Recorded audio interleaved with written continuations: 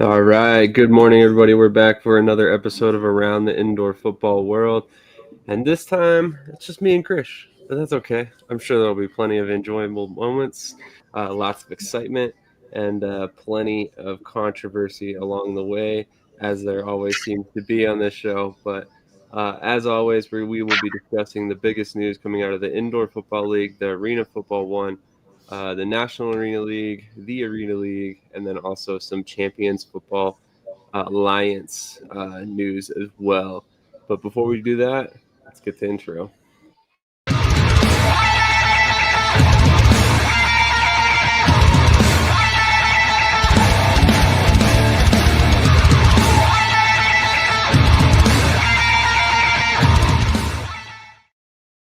All right. Good morning, everybody. We're going to start with the Indoor Football League today.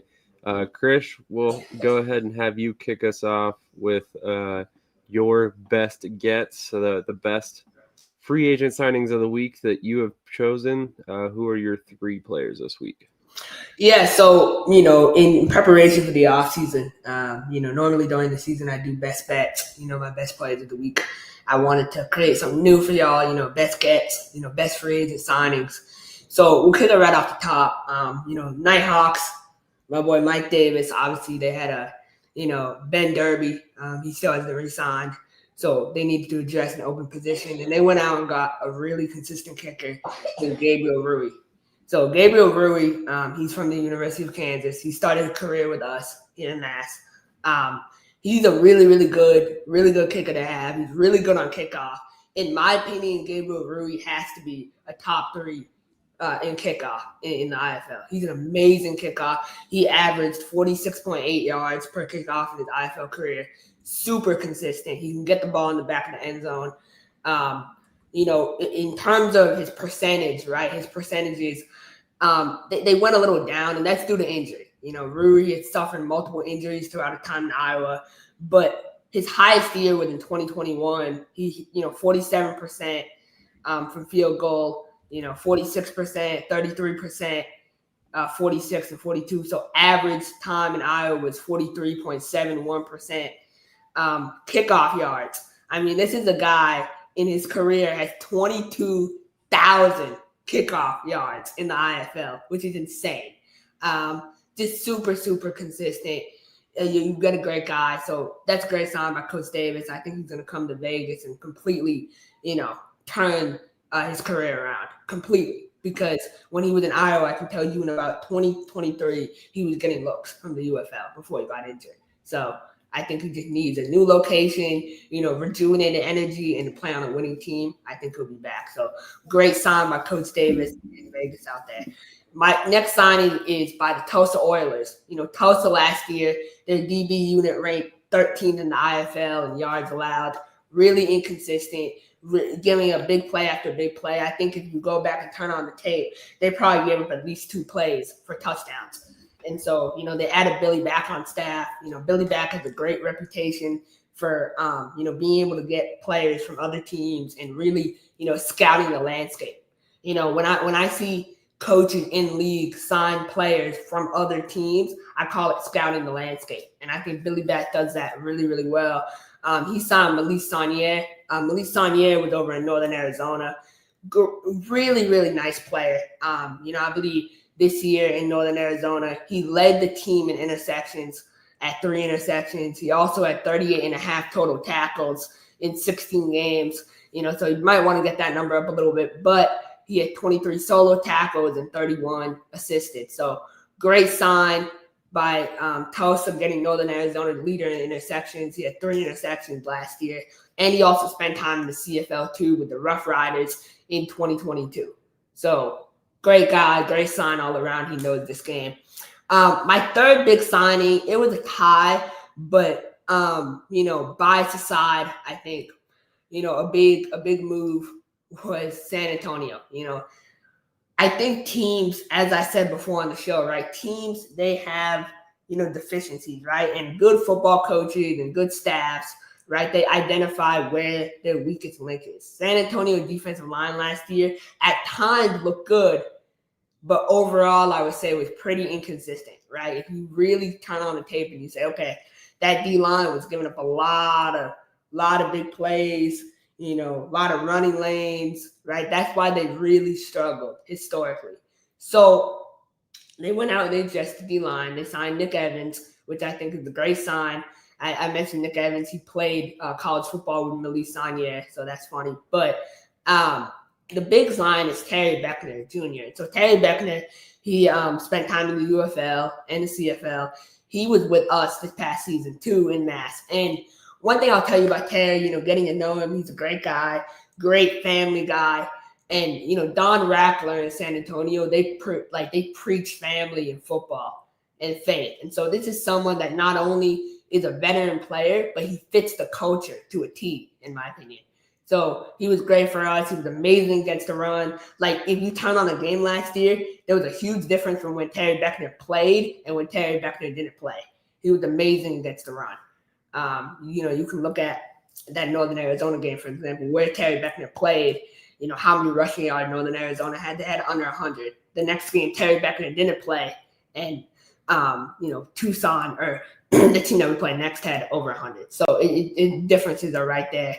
He had I believe 8 sacks this past year. No, he had 5 sacks this past year. So really, really good. Really excited about those moves. And then my fourth honorable mention is a player. Again, briefly with us, but someone who's young. This kid is only 24 years old. His name is Dante Lucas. He started his career at Florida State. He's actually the brother of former New Orleans Breaker star offensive lineman Marquise Lucas. So Dante Lucas, he came to us, raw, young kid from Southern Miss, Southern Miss kid. Really good. I thought he was really good for us. He was, a little inconsistent with the penalties. He had like 4 penalties in his first 3 games, but he was great, great pass blocking. And that's what you need in a line. And, he has experience playing with Navog Donaldson. He signed with the Indiana Fisher Freight. And you can just see, they're rebuilding that offensive line. With them losing A.J. Forbes, so far, A.J. Forbes hasn't re-signed. Jeremy Cooper, it's unknown if he's coming back next year. So they needed to rebuild that offensive line. And Dante Lucas in that system in Indy, in my opinion, Dixie Wooten II, Showtime Woo, is one of the best offensive line coaches in the IFL. If you look historically at what he's been able to do, he's had multiple 2,000 rushing yard seasons. He can coach them boys up. So Dante Lucas is going to be in a great system, with consistency, and I think he'll do great things. So those are my top 4 for now, and I'll do these every week. So, yeah. Sounds good. You got some great pulls there. A little bit of a mass bias, but we won't talk about that. It's okay. I get it, Krish. Can't separate too far from the team. There's been some, interesting signings coming out of the IFL. Also, some interesting trades. Tamori and Terry going over to Tucson. I know I didn't get a chance to talk about that before. Tyler King also signing with Tucson. 2 pretty solid offensive weapons there for Tucson. I'm very excited about what they're building on offense. They're with James Fuller there. I have a feeling that they're going to score some points. So it'll be interesting to kind of see how all these pieces come together. Another player that I'm intrigued by was signed by Tulsa, wide receiver, running back. Man, I just lost his name. Hold on a sec. Anthony James Jr. I just want to make sure I got his last name right. Anthony James Jr. He's intriguing to me because he's got that positional versatility, and I think that if anybody's going to find a good way to use him, it's going to be Billy Back. So I'm very excited about him as well. So a couple interesting moves there for me. Not really a ton of news coming out of the IFL this week. Obviously, primarily we're in the thick of the off season, so if it's not coach signings, it's typically player signings we're going to be looking at. But while we're here, why don't you guys let us know your favorite moves of the week from the IFL? Any transactions from any team, feel free to shout those out, and we'll get them up on the screen if there's anybody you want to talk about. Krish, one of the things that you discussed earlier is the fact that Gabriel Rui is in Vegas right now. One thing I had kind of evaded my radar was the fact that he was actually traded from Iowa to Vegas. What do you think led to the move to ultimately trade him from Iowa? Do you think this was he wanted new scenery, or I was kind of surprised to see that because I mean, why would you want to willingly get rid of that guy? Yeah, so new scenery. I think the veteran rule might have played in place too. Andre Cole's wanting to maybe add more on the offensive line, the skill positions. Veteran, figuring out, okay, maybe I can go and get a rookie kicker. But I think this benefits him because of new scenery. And for me, new scenery I think is always good for a player like that who kind of his career had been on a little bit of a downward turn for a little bit, and so he needs new scenery. And so, he did so much in Iowa. Honestly, you can make the argument outside of Keon Williams, Gabriel Rui might have been their most consistent player on the team. So, something tells me Dave Mogeson would agree. He was always a big supporter of Gabriel Rui. Often would call him the best kicker in the IFL publicly, and because quite frankly he was for a good stretch of the time there. Another signing that we haven't really talked about much is the move for Kamani Clark. Kind of a weird situation with how that all went down. He was originally in Green Bay, correct? Then signed with San Diego, and then was traded to Arizona, or was traded from Arizona. yeah, this might be a pre deal they set up. Obviously, I hope no one thinks this is something that they just came up with overnight. This is obviously with a pre deal they had in place, right? He'll get traded to San Diego, IFA rule, whatever. So San Diego, now he's in Arizona. Obviously, again, another great move. He played with Max Myler. He's gonna have a great online to run behind. Arizona. Arizona is really, really having a really good offseason, and I think it's only going to continue to get better. And in my opinion, they're having a top 3 offseason in the IFL so far in terms of moves. For sure. So. One thing I'm very intrigued by as well is that all these moves by the Quad City Steamers as of late, not only did they bring in some new faces, but they were also able to re-sign some very key players, Gerard Ware, Kayvon Rude, Cameron Harrell. Then they brought in guys like David Abalarinwa. Hopefully I pronounced that last name right. I like him. He's a pretty solid pass rusher. Jarius Burnett, previously with the St. Joseph Goats last season, can play some running back, can play some wide receiver, so he's going to be exciting to watch. I think he also returned kicks, if I remember correctly, as well. Kevin Ransom was kind of brought in a sign-in trade, I guess you could say, from Green Bay. Another one of those weird moves that has kind of been bouncing around as of recently. And then one of the moves that you kind of pointed out recently was the signing of Nashawn Jackson by the Tucson Sugar Skulls. James Fuller sniping a player from his former assistant head coach. Yeah, I know. That's crazy, man. By the start of the season, Omaha's whole roster is about to be going elsewhere. This is the 6th guy I think that signed off their roster. It's hard. CJ and Negron do a great job though. They signed another lineman. It should be announced soon, but it's it's definitely they've been the most sniped team so far, I would say, in the NL by far, and it's not even close. So there's some benefits and some downsides to recruiting so early, that's for sure. Yes, there is. Texas Pete said they didn't say.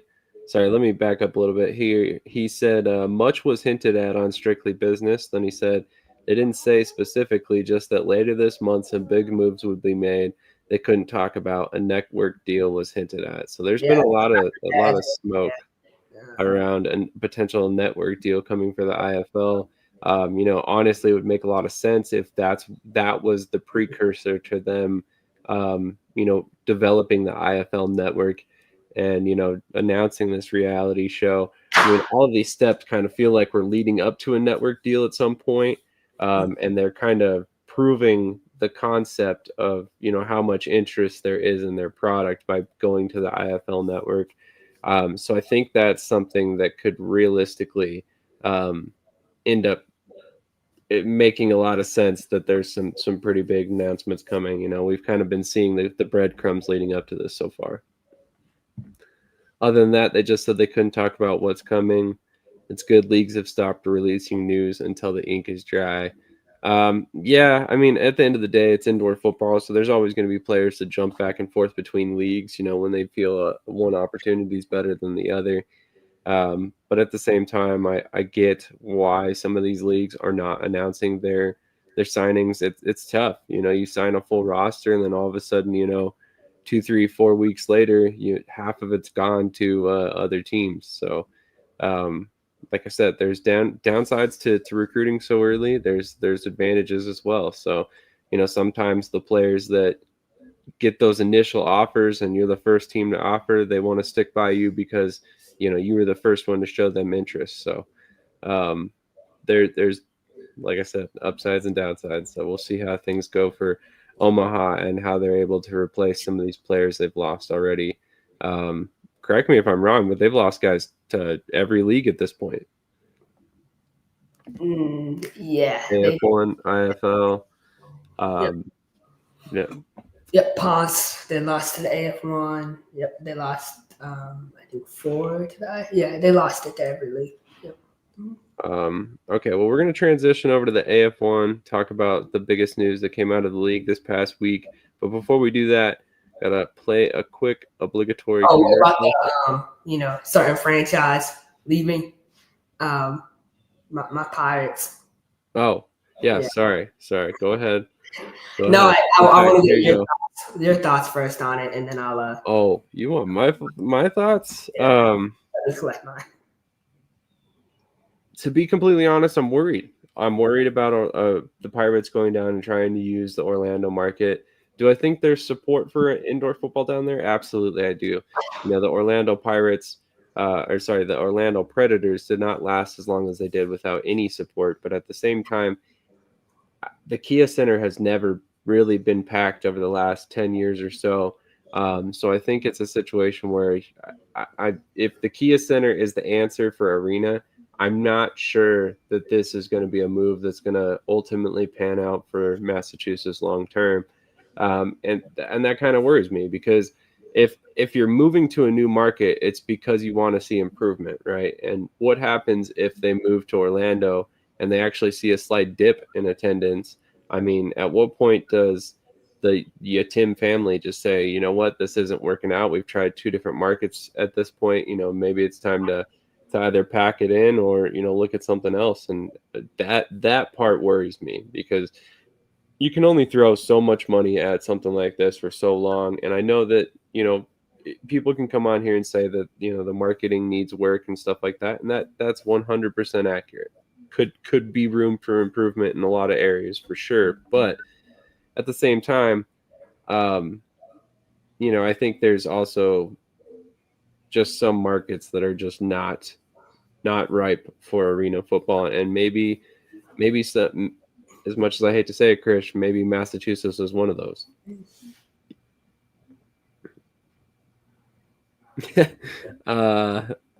Mike Davis says, dip, it can only go up from what they had. That's not accurate, okay? They could have like 2 fans at a game. Krish can't be the only one flying in from Massachusetts, all right? What are your thoughts, Krish? I mean, I know you kind of got into it a little bit, but yeah, I'm gonna keep it short. Just obviously, there's an emotional side to it, right? I mean, you get attached to something, you become like this. I'm not just a fan, man. Like this is more, right? So it's more than that. It's been 7 years, 7 seasons, a ton of relationships built, and just it's just more like reflective and thankful. Like I learned so many lessons from a lot of my guys over the years. I mean, like it's like a brotherhood, to be part of. And 2023, Jawad gave me the opportunity to intern with the team. From a coaching staff perspective, like I've learned so much. So there's so many lessons I've learned, and like it really influenced me as a person, and it helped me. And I even told him like this has helped me, get closer to the man I want to become. So I'm thankful to my guys, man. I'm thankful for Jawad for allowing me to come to games, and obviously this whole relocation. I'll adjust that. Look, Mike Davis can sit here and say what he wants to say, right? And is that true? Yes. I'm not gonna lie. There's a little bit of a truth to that, right? Yes, the attendance has not been good. I was there. You don't even know where Massachusetts is on a map. So I was at the games, right? So for me, like I've seen everything and I know everything. So when we were in Worcester, the first year, our attendance was, amazing, right? We averaged probably I think we averaged like about 4,500 a game. So we were popping in Worcester. The first year, and then it went down. It went down bad. 2019 was bad. 2021 was bad. 2022 was bad. 2023 was a slight uptick. Still not good enough for us. So they moved the team to low, right? And so in low, the first couple of games, it was promising, right? Then it kind of plateaued, and it plateaued to about, I would say, 700 a game. Plateaued. And then finally, the last game of the season, we had our best crowd of the year. And it was crazy. It was a great crowd. It showed me a lot of hope. Like the market can actually work. By halftime, that place was like 50% full. It was amazing, right? We had a great crowd. But I'm not naive. I know, Coach, you want to say what you want to say. I'm not naive to it. Again, I've been part of this for a long time to know what you need to profit. And I understand, like, the team wasn't making money here. And that's just a reality. You can't hide that.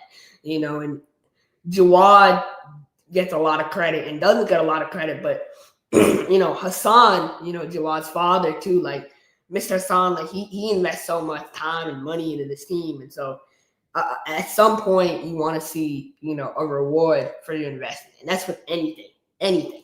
And so I understand, like, what Shady was saying, like they're moving the team. And I hope, in the new market, like I know Lobo will get to work, right? But we need seven Lobos in our front office, right? We need guys like who can come in and invest. Lobo is really invested in his craft of media, right? He's amazing at media. But another reality, and this is public, I can speak about it, right? Like Lobo was hired 8 days before the season. He was brought in 8 days before the season. So there has to be some level of expectation where, 8 days before the season, for him to build out a marketing plan, for him to understand the market, for him to do everything, like it's going to take longer. So I hope Lobo gets time with this new market, understand what the preferences are, the demographic, to get media out and get content. And I hope they go out and they get, sponsorships in the community. And that's really the big thing. And so I'm just thankful, thank you to Jawad, man. If you're watching, man, a lot of love for you. And so I'm still a fan either way. I know a lot of people tagged me like I'm upset. I was upset the first couple of days for sure. But, I kind of accepted it and understood, like, I thought this was going to be over in 2024. Honestly, after, I saw that, I said, okay, this might be over. And he brought it back for 1 year. And so, I'm thankful. Yeah. So that's really all. I think, you mentioned that the UFL team coming in, it's hard. It's really difficult because that probably was not anticipated. When they first decided to make this move, that probably was not anticipated. And that probably came out from, absolutely. No, Coach, you nailed that, right? Like, it does take a lot of perseverance, and it does take a lot of, it takes a lot of energy, time, and what it takes is, a commitment to something. And it's a bigger commitment to the area, to the IFL, to the league. I mean, you can say what you want, but I mean, that's a great partner, man. And I'm sure the league, wouldn't want to lose Jawad as a partner, because I'm sure he brings great players in the league, and he brings eyes to the league. If you really think about it, like he brings eyes to the sport by bringing in top level talent, and he's done that. And so I think, they're still local, right? Like Jawad's father, their family, they own gas stations. Locally here, they own about 40 in the area. And so I only shop at their gas stations. Like, I don't go anywhere else, because it's loyalty and it's respect.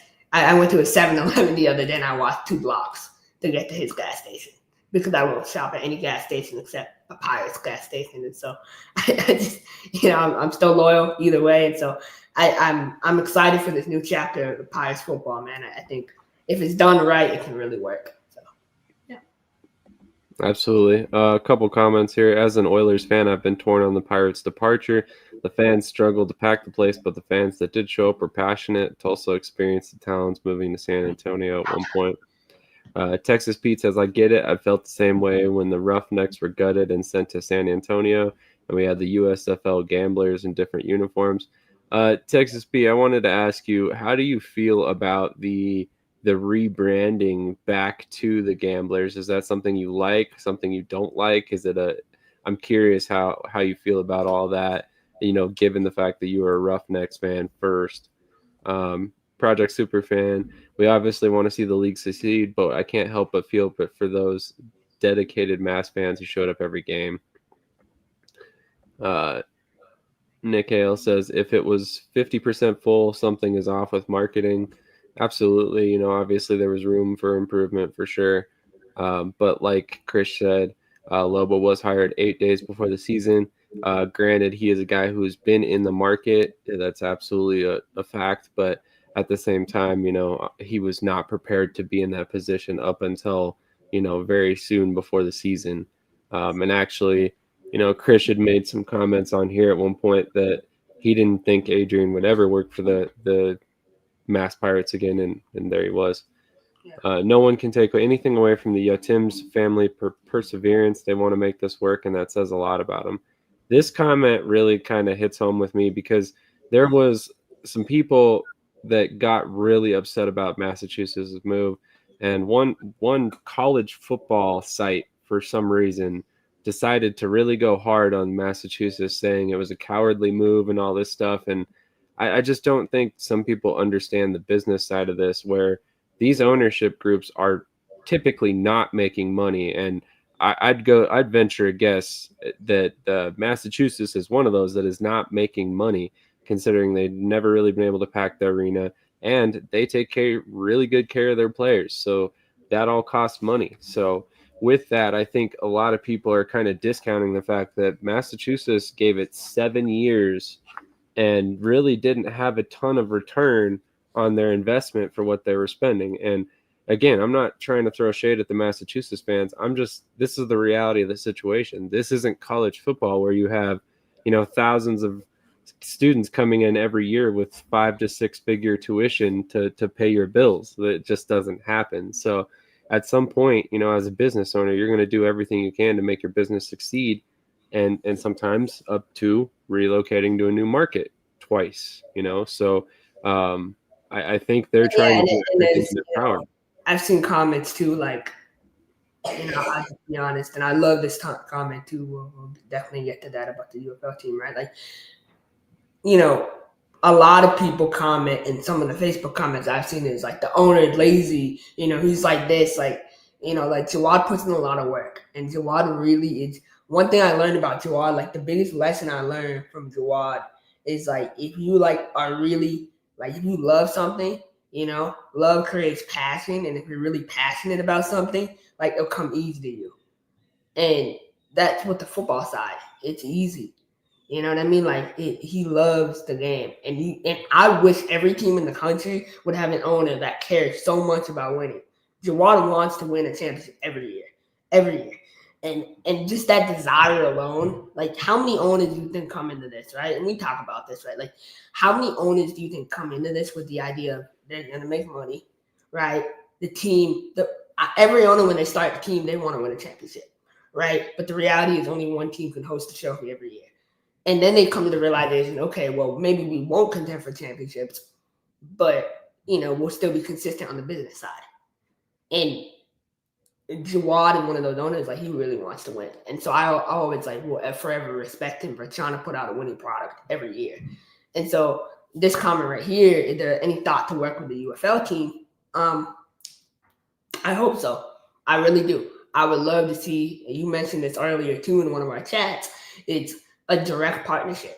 Really, why wouldn't you? I mean, you're playing with the Kia Center and the what? And when the Orlando team playing at in? Um, I forget right off the top of my head. It's the MLS stadium for the Orlando team. yeah, we'll have to look up how far that is from each other. But like even like a joint practice, I know people will say, "Oh, they play indoors." No, but I mean, you could do a joint practice outdoors, something to engage the community. I think would be huge. I really do. I really do. So I'm all in for it. I'm all in for that. And then dual advertising. Absolutely, you should form partnerships with local teams. You should be that. That's one of the things you should do. So and then yeah, Ricky's absolutely right. Like, yeah. Absolutely. Couple more comments here. I like it tremendously. The Gamblers actually has a greater brand recognition with the general public than the Roughnecks, which I'm actually surprised to hear, to be honest. I thought the Roughnecks would benefit from some recency bias because of obviously the XFL being in 2020, the USFL being in the 80s. But I'm glad to hear that. I hope it goes well for you guys. Maybe dual advertising. I would love to see that as well.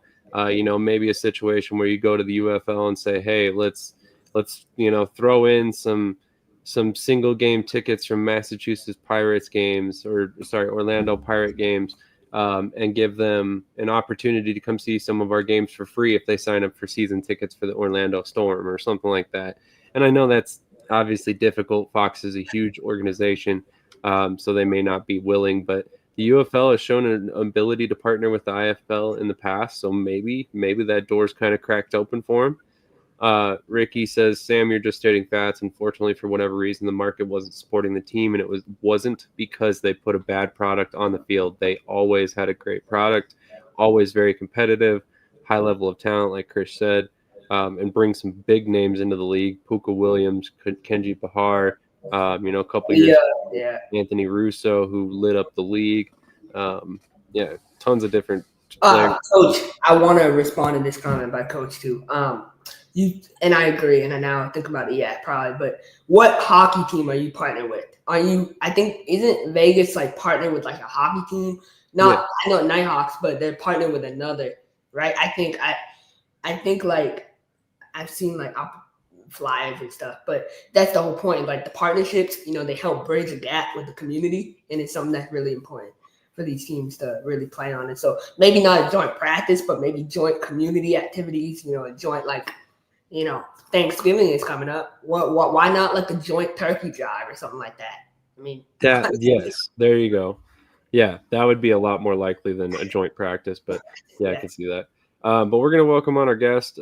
Coach Knight is joining us this morning. Thank you for your time, Coach Knight. How are you doing this morning today? Man, I'm good. I'm good. I've been trying to sleep in because I've been working for the school district, and I'm up at 5:30 every morning working out. So, I slept in a little later. Then I'm like, all right, well, let me get up. Well, we appreciate you coming on, and sorry for bothering you so early. We know we do it unlike most people, very early in the morning here on Saturdays. Right, no, I'm happy to be here. Krish, I'll let you kick this one off since you arranged him as to come on. Yeah, Coach Knight, you've been very vocal on your Facebook page, right, about the current state for players, the 250, the minimum, everything. I kind of want to get your full thoughts, being a Hall of Famer, about what do you think about the current state of player conditions in the IFL? Honestly, I think the IFL is probably right now the premier of indoor football. I mean, just being realistic, when I came in as a player, you had the Arena Football League, and you had the IFL, and then you had the other leagues. And initially, at the beginning, when I first entered in the league, the AFL was kind of the premier. I know when I was in Sioux Falls in 2010.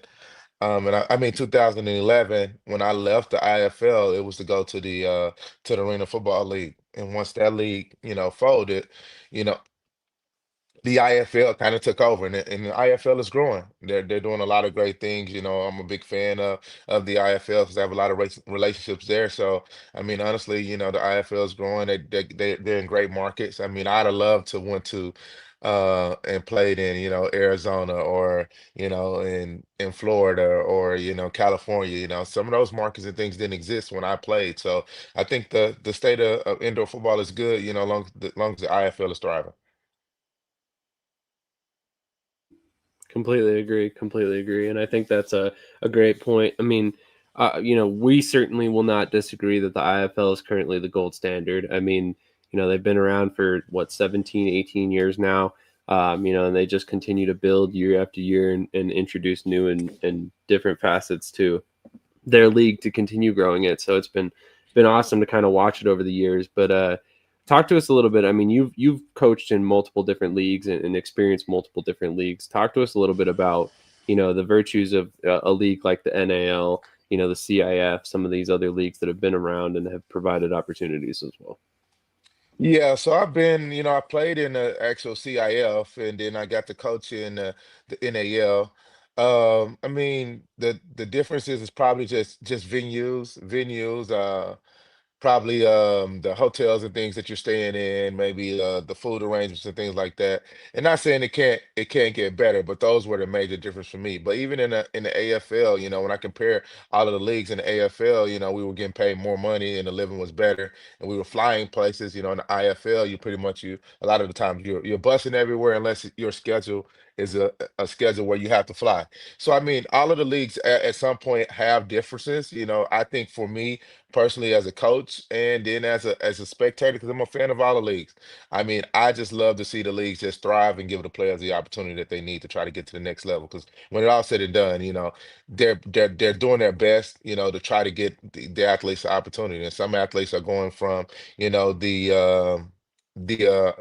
arena to the IFL. Some athletes from the IFL are going to the CFL, and the NFL, and getting opportunities. So for me, it's the most important thing is that whatever platform it is, whatever league it is, that they're getting opportunities. And I can say every league is elevating their players to at least the next level. Absolutely. I love this comment by Mike Davis. T Knight's been looking for his sleeves since 2015. Love that guy, though.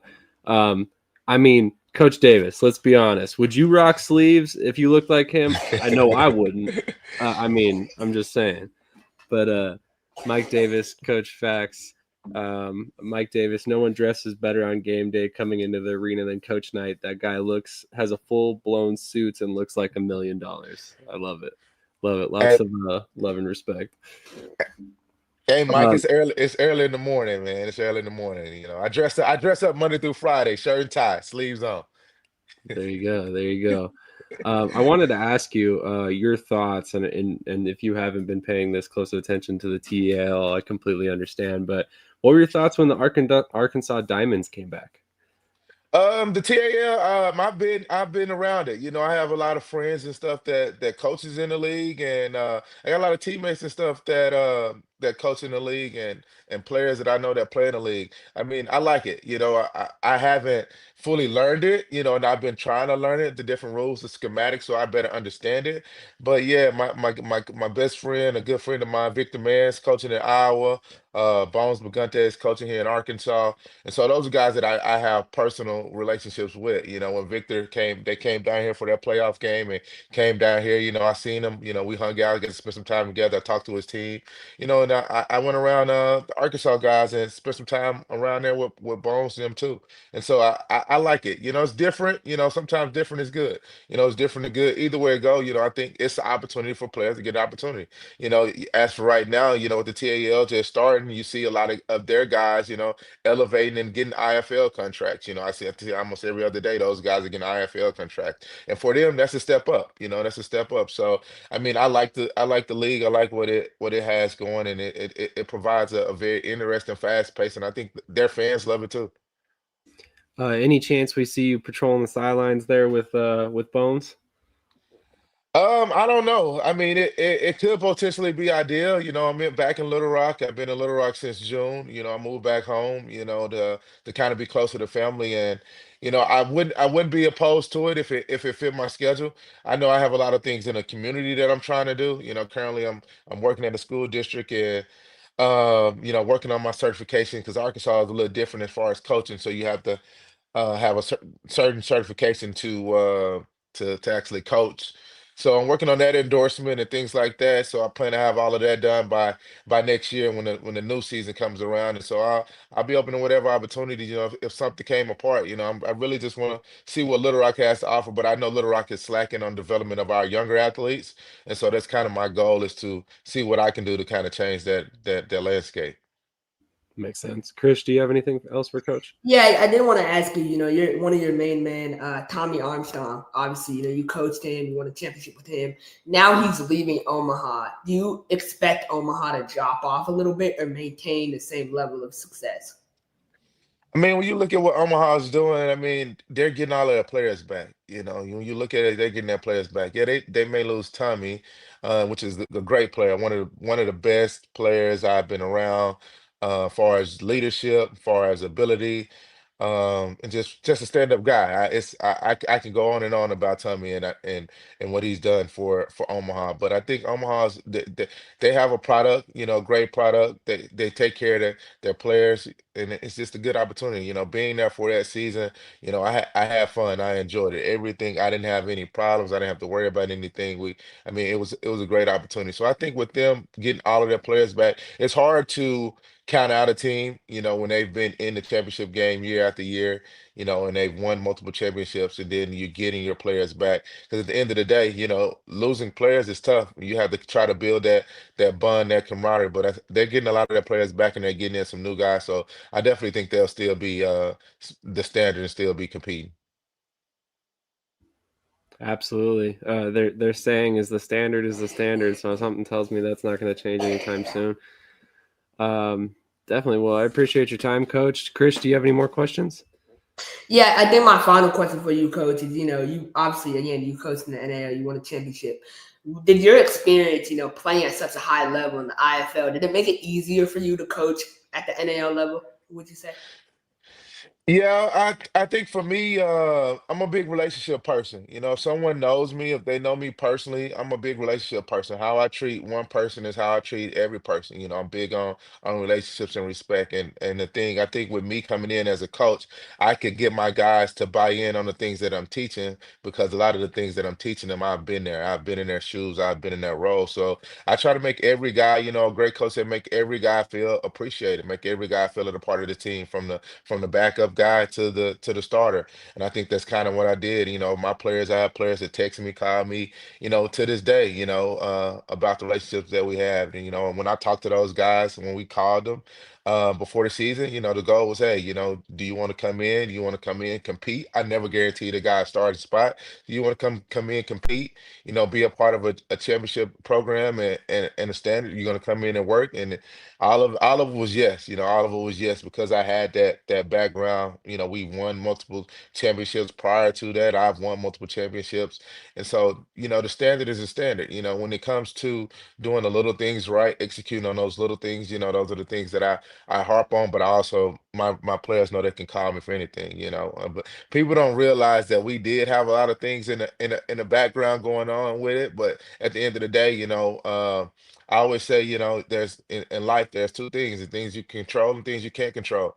I always tell my kids, my athletes, my students, if the things you can control, you change them. The things you can't control, you learn how to manage and adapt. And so I think, having a relationship and having that background as a player, transferring into a coach, I think it worked for me well, because I think I got the buy-in from my players. Well, this comment is probably a good reason why. Excuse me. Little fact about Coach Knight: he drove 5 hours round trip for practice each day, 4 days a week for the whole season. That's commitment. That is commitment. I mean, man, I can't imagine 5 hour drive every single day, 4 times a week, just to go to practice. That's pretty impressive, Coach.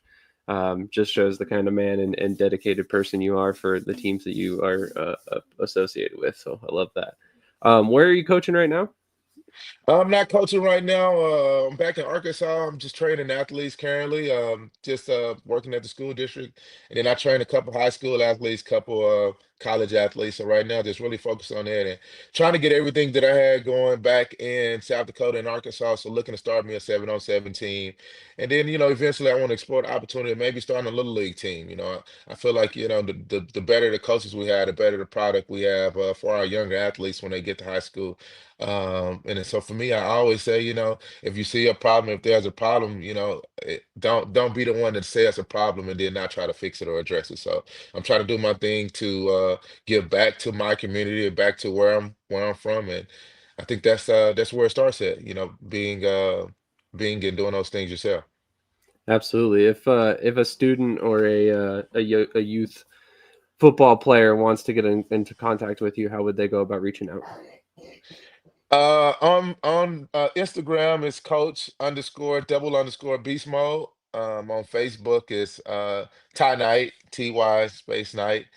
And I think I have a Instagram too, but I'm rarely on there. But usually, I mean, not Instagram, but Twitter, but I'm rarely on there. So usually I'm on Instagram or Facebook. I can be contacted through those. I'm always willing to help any athletes that reach out to me. Awesome. Thank you so much for your time this morning, Coach. We really appreciate your insight and your 2 cents on everything going on in the indoor football world these days. Wish you nothing but success. Is there anything you want to say to anybody at home? Hey man, I just want to say what's up to my mom. Appreciate her and all her support. Thanks to every organization that given me an opportunity, and good luck to all my friends in the indoor football world. Hey, I know it's tough. It's a grind, but I appreciate all of them and those relationships. So hey, good luck, y'all guys. Ball out. Absolutely. Have a great rest of your day, Coach. Thank you so much for You your t- time. you too. All right, we're going to hit a quick commercial and we'll be right back.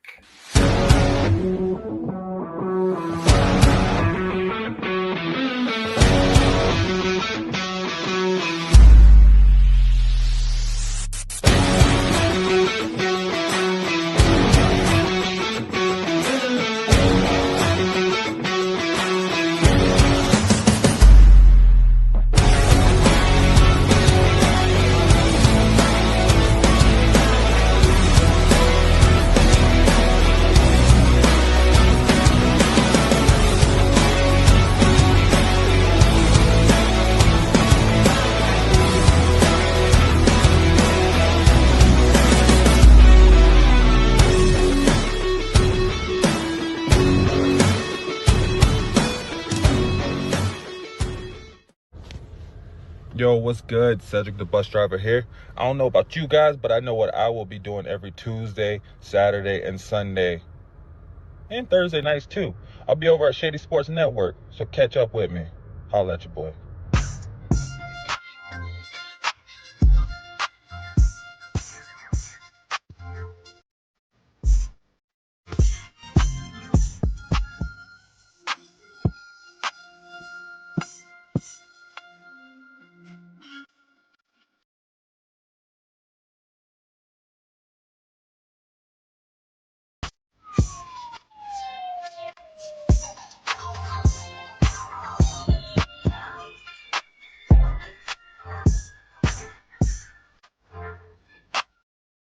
All right, make sure to check out the bus stop right on here on Shady Sports Network after this show is over. It kicks off every Saturday morning at 9:30 a.m. Mountain Time, 11:30 a.m. Eastern, 10:30 a.m. Central. So we're going to transition over to the AF1 for about 15 minutes until our next guest shows up, and we will go ahead and transition over to the NAL at that point. But one thing I wanted to discuss specifically with the AF1 before we get into the Minnesota Monsters news, I know that's the big news that everybody wants to hear about, but this is the bigger news that everybody really wants to hear about. They don't know yet. Krish's favorite player has signed a contract for the 2026 season. Alex Heil is going to be signing with the Michigan team. Obviously, not a big surprise here. Has those FCF ties to Sean Leota. So obviously has kind of been involved with Leota in the past. So obviously their prior relationship there, prior experience with AF1. So it makes a lot of sense for them to bring in Alex Heil. Krish, you recently said you were a Michigan fan. Does this change anything for you? Yeah, me and Sean Leota, we made up. So I'm glad. Every comment I made about him was as an indoor football coach. but as an arena coach, man, he's one of the best. So I'm a huge Michigan Arsenal fan now. I'm fully on board with what they're building up there. And so, yeah, I'm just proud to be a fan. This definitely does, raise some questions, though. A day after I become a fan, we sign trying to find appropriate language, but we signed fullback Alex Heil. Yeah, this is all Coach Thomas's fault for bringing him in to the professional game.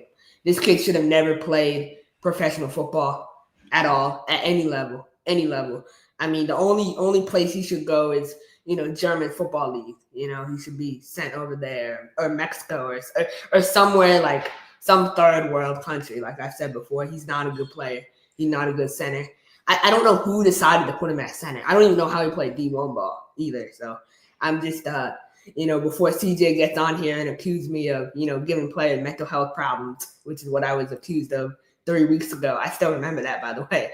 I don't want to be a bad guy, but this kid just can't play center. I've watched him good enough. And, if my guy Malik, tears his ACL or gets hurt, it's going to be because of Alex Heil. So yeah, I would hate to see that happen, but I hope you're happy, Thomas. Like I said, he may be playing fullback. Keep in mind he's a lighter offensive lineman. Anything but center. We know Sean Leota loves to throw the ball around, so I'm willing to bet there's going to be quite a bit of passing in his offense. I would not be surprised at all if we saw Heil play a lot of fullback, but we'll see how things go. So I learned this week that the CEO of AF1 is one of the people who invented the game, Jerry Kurz. Do you know anything about this story? He did not invent the game. He was involved very shortly after the game was invented. If I remember the history correctly, Jim Foster is the man who actually invented the game in 1986 is when they debuted, if I remember correctly. And then Jerry Kurz, I want to say, jumped on board before the game even really was debuted publicly, if I remember correctly. Again, this is all off my memory. I haven't looked into this story in a while, but yeah, if you go back and look, we actually have an interview with Jerry Kurz in which he talks about that story and gives a little bit more detail. Just search up Shady Sports Network, Jerry Kurz. It'll come right back up on YouTube. It should be there forever. So strongly recommend checking out that interview with our guy TJ, who is not here with us this morning. He was able to host that interview with Jerry. Was very excited about it, as well as Cody Bryant from In the Alley. So talking about some of these AF1 moves, Oregon recently made some pretty solid moves. They brought back Chris Lewis, who was a very, very... I can't believe that, man. I mean, I thought Chris Lewis was for sure going to Nashville. I mean, he must accepted the fact that he's not going to make the playoffs. So, I thought he would want to be part of a winning team, but I guess winning might not be important to him. So I actually thought he was going to end up in Kentucky. I mean, I was surprised to see that he signed with Oregon again. One of the top receivers last year, had a great season for Oregon. But you know what? He gets to continue that connection he had with their quarterback. So, I mean, if he can kind of build on that, maybe he thinks he can have an even better season and set himself up for success, outdoors in the future. We've already seen a couple players from Oregon, get opportunities in, the GFL and stuff like that. So maybe that's his ultimate plan there. I also like the move to bring in Noah Smith. Obviously, it's always tough to find offensive linemen, high-level offensive linemen. So we'll see if he's able to kind of compete at this level. But 6'5", 300-pound offensive lineman, solid move to bring him in.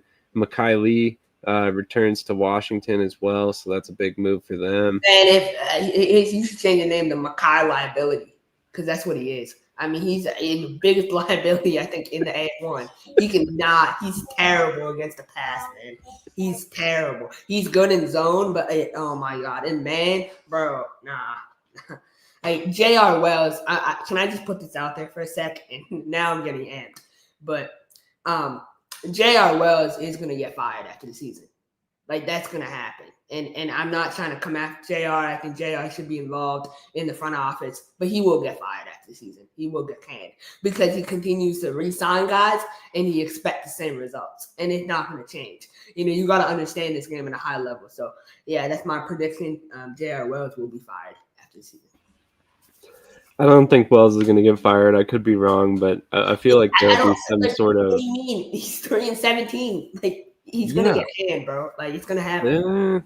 First, do the GM's fault, and then it's going to be his fault, and he's about to get fired. So you know dang well that this industry does not operate quite like outdoor teams do. So maybe he doesn't get fired. Maybe, like we've talked about in the past, he transitions into another. That's what he needs to do. They need to do that to save their franchise. They need to.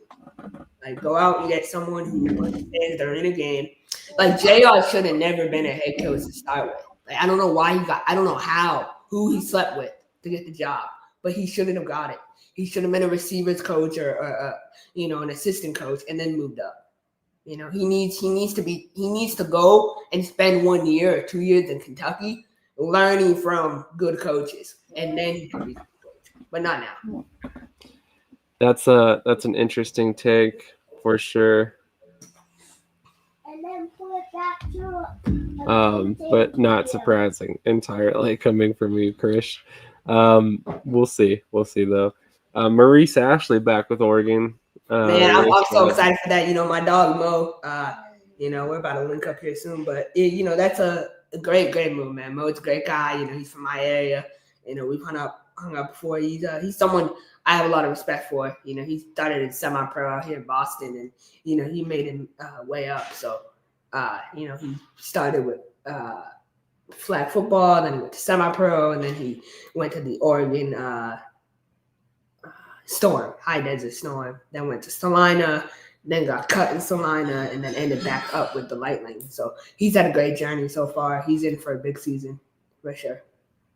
He finished top 15 in receiving and rushing last year. Yeah, huge playmaker. Definitely a guy that I'm very excited to see what he can do this season as well. Peyton Monson, client of Nino Pro Football. Just a little plug there for my boy Gabe. We'll see how he does. A little undersized, pretty quick out of Fort Lewis, Colorado here, in Colorado here. So excited to see what he can do as well. We'll see. 5'9", 180. He definitely has some competition there for the slot receiver snaps. So we'll see how and when he gets on the field. Any other moves that you were surprised or excited to see? Yeah, Beaumont. Let's talk about the defensive line for a second, man. I'm really impressed with that unit. First of all, let's talk about Beaumont. Allegedly, and I don't know if you've seen this, they're charging $125 for the tryout. Did you see this? Yes. Like, what is your reaction to that? That's insane, don't you think? Not entirely surprised. If you look at the NAL across the board, they've tried to keep theirs pretty cost effective for players. I think they're all in the 60 range. I think the highest one was like $80, and I think that was Colorado, if I remember correctly. And to be completely honest, if that's it, $80 probably barely covers the venue in Colorado, but I don't know what they pay for the venue. I'm just saying it cannot be cheap. So as far as $125, I don't think it's that egregious, especially if you're looking at this from the lens of the AF1 being the Premier League pay wise. So I think maybe that can be justified in that lens, but does it make sense to me? No, personally, I think you want to pack that tryout out. So you're probably better off charging a lower amount. You're less likely to turn players away doing that personally. But I can see the thought process. I can see some logic there as to why they might do that. Yeah, for me, I think, for Playblow, like they're doing their tryout, right? They need to pay for the facility and then they need to pay the fine for smoking indoors. But we're not going to get there. For Beaumont,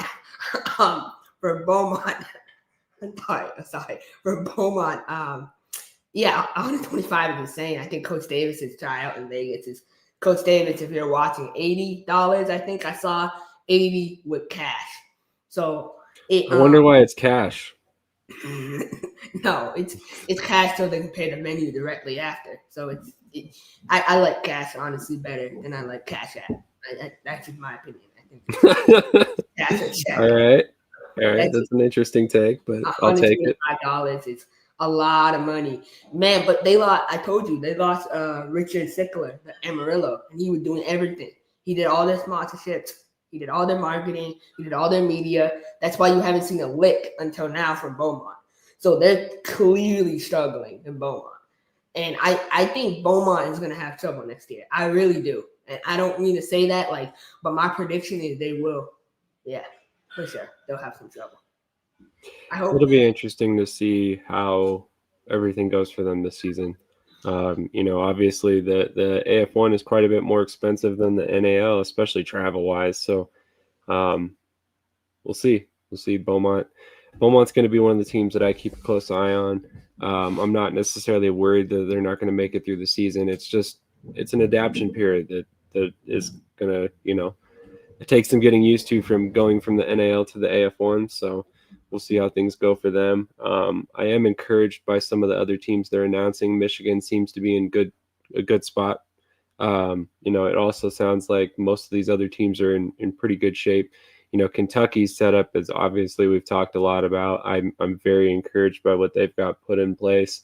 And from all reports, it sounds like the Michigan situation is a pretty solid setup as well behind the scenes. So hopefully these things continue. I mean, I think that in my eyes, and I want to get this out here, is I think the AF1 has made a stark correction to the way that they announce teams in the past. And obviously, in years past, there's been situations where they announced teams and they didn't pan out. It's happened to every league at one point or another. But I feel the AF1 has done a great job of kind of cleaning up that situation by making sure certain things are in place before they announce teams. So obviously I say they with a caveat there because Oceanside was not supposed to announce themselves like they did. And obviously, you can't control what the teams do to a certain extent, but I'm sure there's going to be some sort of repercussion for the fact that they wanted to get that information out before the league was ready for it. So I could see something coming up there. And it makes me kind of open up some questions about Oceanside's legitimacy, if I'm being honest. But the rest of the teams have kind of played it close to the vest and waited until the time was right. And I think that's in response to what mistakes have been made in the past. And I think if we're not considering that fact, then we're probably not looking at the bigger picture overall. And I think that's something that I would have liked to say last week. But, here we are this week. I figured I'd throw it out there.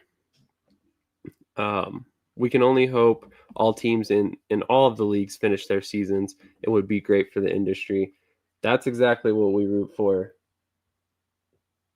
all the time. Every season. We have my season tickets. I hope they like. I would try to, I would try to return those and just get like a 4 game pack. Dear Lord, Krish, I don't think you can return season tickets, buddy. But we're gonna hit a quick commercial. Wait. Before we go, can we talk about like the elephant? Yeah. Sorry. I almost forgot. Come on, man. We gotta. This is big. Do you have the statement on? Let me see if I can. The statement. Yeah, I can pull it up real quick. Go ahead. Just go into your opinion. I'll pull it up. Oh man, this is difficult. Okay.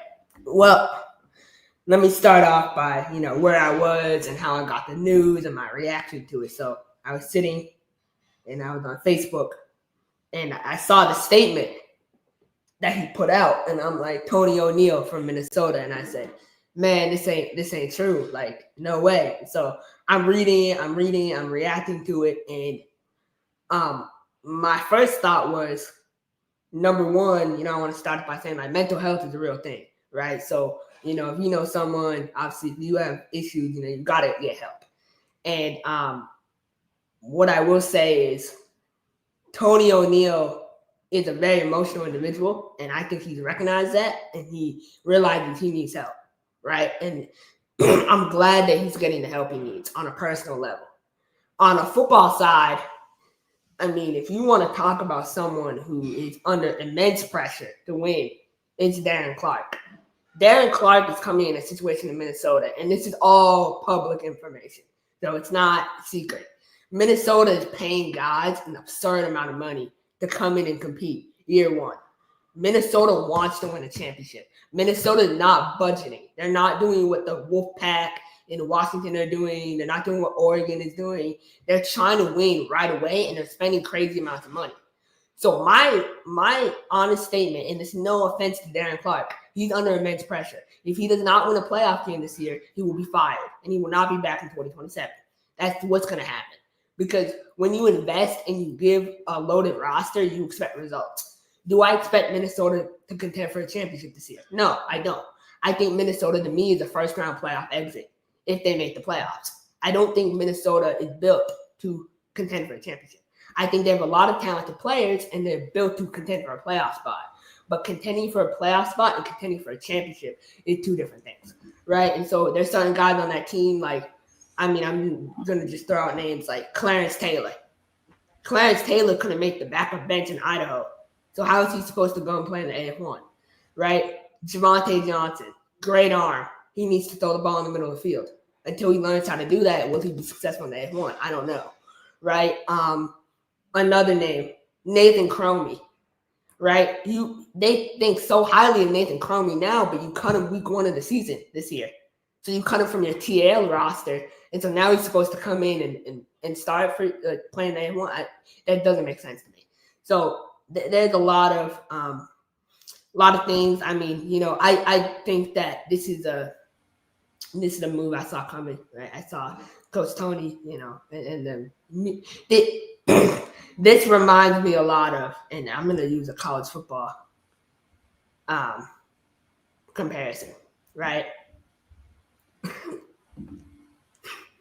College football comparison. Remember when Urban Meyer left Florida?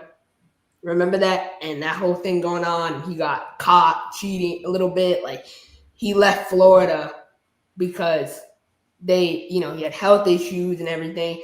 I believe Tony O'Neill. I'm not going to be the judge and tell you that he's not having mental health issues. He 100% does, right? And I'm glad he's getting help. But this is also a translation of this. I read this and I say they mutually parted ways.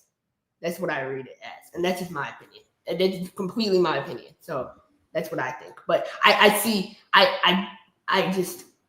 that's what I think. Like, I wish him the best of luck, though, honestly. Real quick, I'm just going to read the statement, his words. I mean, obviously, I'm going to withhold my opinions from this one. Official statement from head coach of the Minnesota Monsters. Mental health is something we often push to the back burner, especially in the world of sports where strength and toughness are praised above all else. For the past 2 years, I've thrown everything I had into football, believing that if I gave the game my all, it could silence the weight I've been carrying inside. Before that, I spent 5 years pouring my energy into my restaurant, using work as a way to cope with personal loss and pain. Looking back, I see pictures of championships, post-game celebrations, and moments of glory, but those fleeting 3 minutes of happiness after a win were often followed by long stretches of isolation, overthinking, and emotional struggle. The truth is, I've been fighting a silent battle while trying to be strong for everyone else, our players, our staff, and our fans. I've helped build something special here, a winning culture, a team that plays with heart and purpose. I care deeply about each and every one of our players, and I believe in the foundation we've laid together. But because of that deep care, I know I owe it to this team and to myself to step away and get the help I need. With the full support of our incredible owner and front office, I'll be stepping down from my role as head coach of the Minnesota Monsters for this upcoming season to focus on my mental health and personal well-being. My goal is to come out of this stronger, healthier, and ready to pour all of my energy into the most important part of my life, my children. I want to thank our players, my fellow coaches, the front office, and our amazing fans for allowing me this space to heal. This isn't goodbye. It's a necessary pause, and I'm grateful to be a part of an organization that truly understands the importance of supporting one another, both on and off the field, with love and respect. Tony O'Neill, head coach, Minnesota Monsters. So, obviously, we can sit here all day and speculate and all of that, so I'm not going to get into that. To be completely honest, that's not my place to say. I will say that if mental health is the reason we're going with, then I applaud him for putting his mental health first over, what is probably a ton of outside pressure to remain with the team, assuming that's the case. So that's all I'm going to say on that. But we'll go ahead Well, hold on. So I need to get your thoughts on this, right? And you can't duck this one. So if Darren Clark doesn't win a playoff game year one in Minnesota, does he get a year two, or is he a one and done? I think it's tough. It's tough for any interim head coach to step in. When you have that high payroll, though, you're paying guys like ridiculous. Like that. That's why I'm gonna say this openly. I'm so you didn't even let me finish my thought. Because I need you to understand from my perspective too. I'm so hard on your boy Tay Brooks because Tay is out there doing the same exact thing as Minnesota is. It's different. It's a lot less money, but they're still cheating. So they should be expected to win. There's some level of expectation that comes with spending money, in my opinion. Absolutely. Right. Now, what I was going to say is it's tough for any interim head coach to stick around long term in that situation, regardless of what team you are, because you weren't the guy chosen by the owner to be the head coach. You were chosen by the head coach to be the offensive coordinator. So I think it's tough for any coach to go from interim coach to full-time coach, in my opinion. Can Clark do it? Absolutely he can. He's uniquely prepared for this opportunity. He's been a head coach in the past. He's been an offensive coordinator multiple years, so I think he can handle both duties.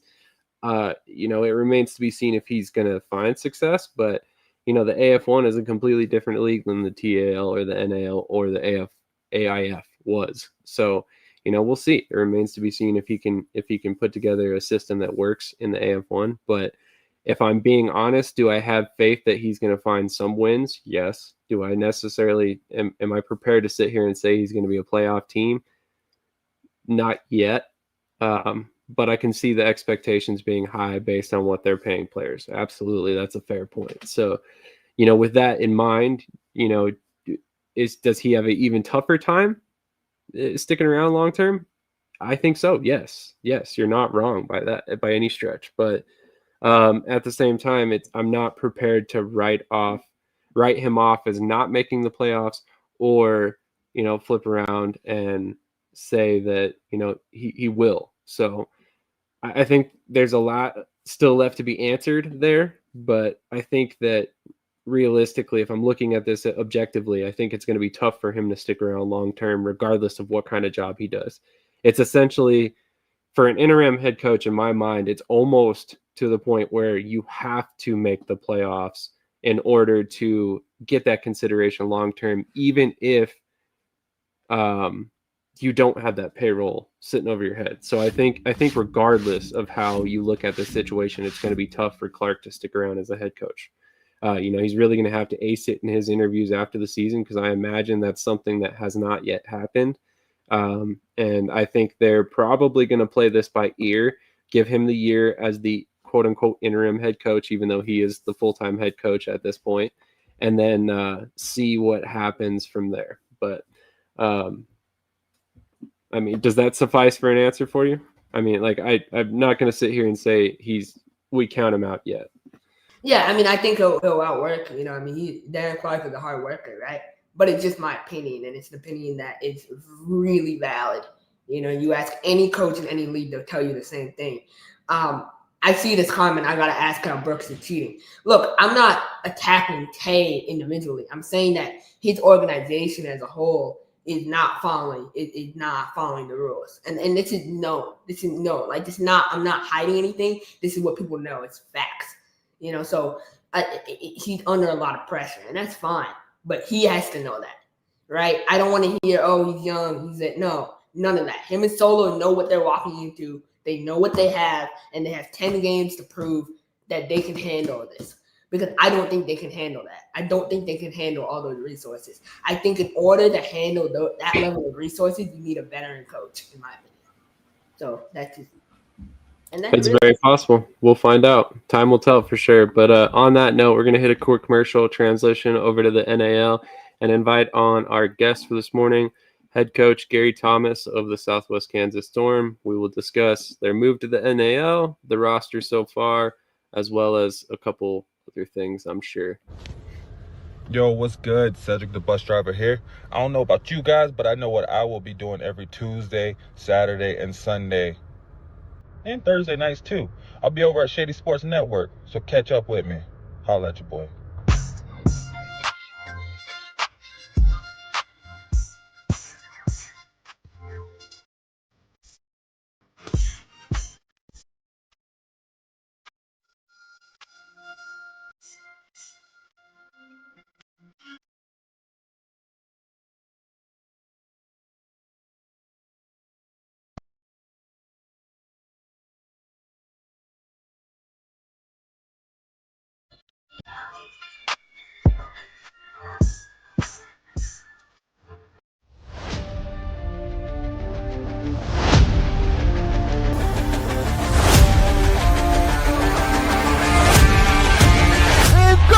Into the end zone, touchdown! Russell has to step up in the pocket, has to move in front of him, gets that three-step drop, here comes the pressure, passes complete to Flowers, back to pass, pressure coming, has somebody in the end zone, touchdown! Russell, pressure's coming, Russell able to escape, still on his feet, and will be brought down at the, looking, has plenty of time, has Flores at the 15, he's at the 10, and Russell has it on the outside, like I said, he ain't taking a slide, Russell steps up, let's go, Robinson makes the circus catch.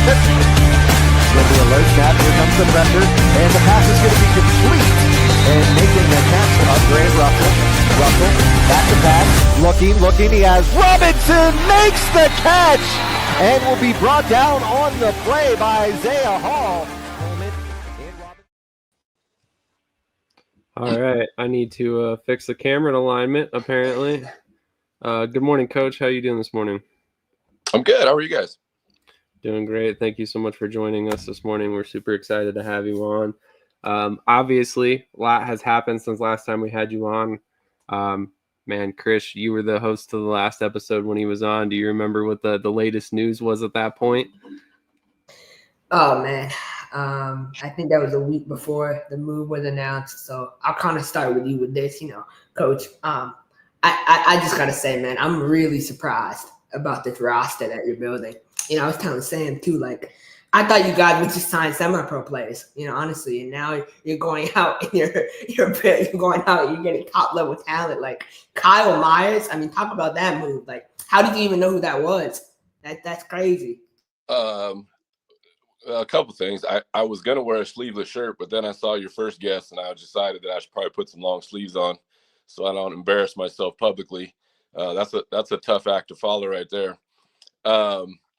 Yeah, the roster's coming together. We, hold on. Let me press the pause button. Let's talk about Alex real quick. I can't let this go understated. No, in all honesty, Alex is one of the toughest humans you'll ever be around. Maybe one of the smartest football players that I've ever been around. And we worked him quite a bit in our system, even playing some fullback and some of the sniffer stuff. And if that's what they intend to do with him, he will be a good player at that position. Maybe not in some of the run game stuff, but as far as if you want to muddy up those A gaps, if you want to slide protect, if you want to get people out in the perimeter and get him out in front, he runs really well, because he is light and undersized. I could see a world where he could thrive in that offense and do some really good things. I do agree with you. Him being light, I wouldn't want to be under center playing traditional, AF1. I'd want a bigger body there myself. But I really wish him well. And it seems like it could be a really good scenario there. I'm a big fan of the market size and kind of the model they're putting together. So I really hope it works. I'm a guy that roots for all the leagues. So I'm not a big fan of guys losing opportunities or rooting for guys to lose opportunities. So anyway, that's my 2 cents on that. Back to our roster. Yeah, it's starting to come together. I'm a kind of move slow kind of guy.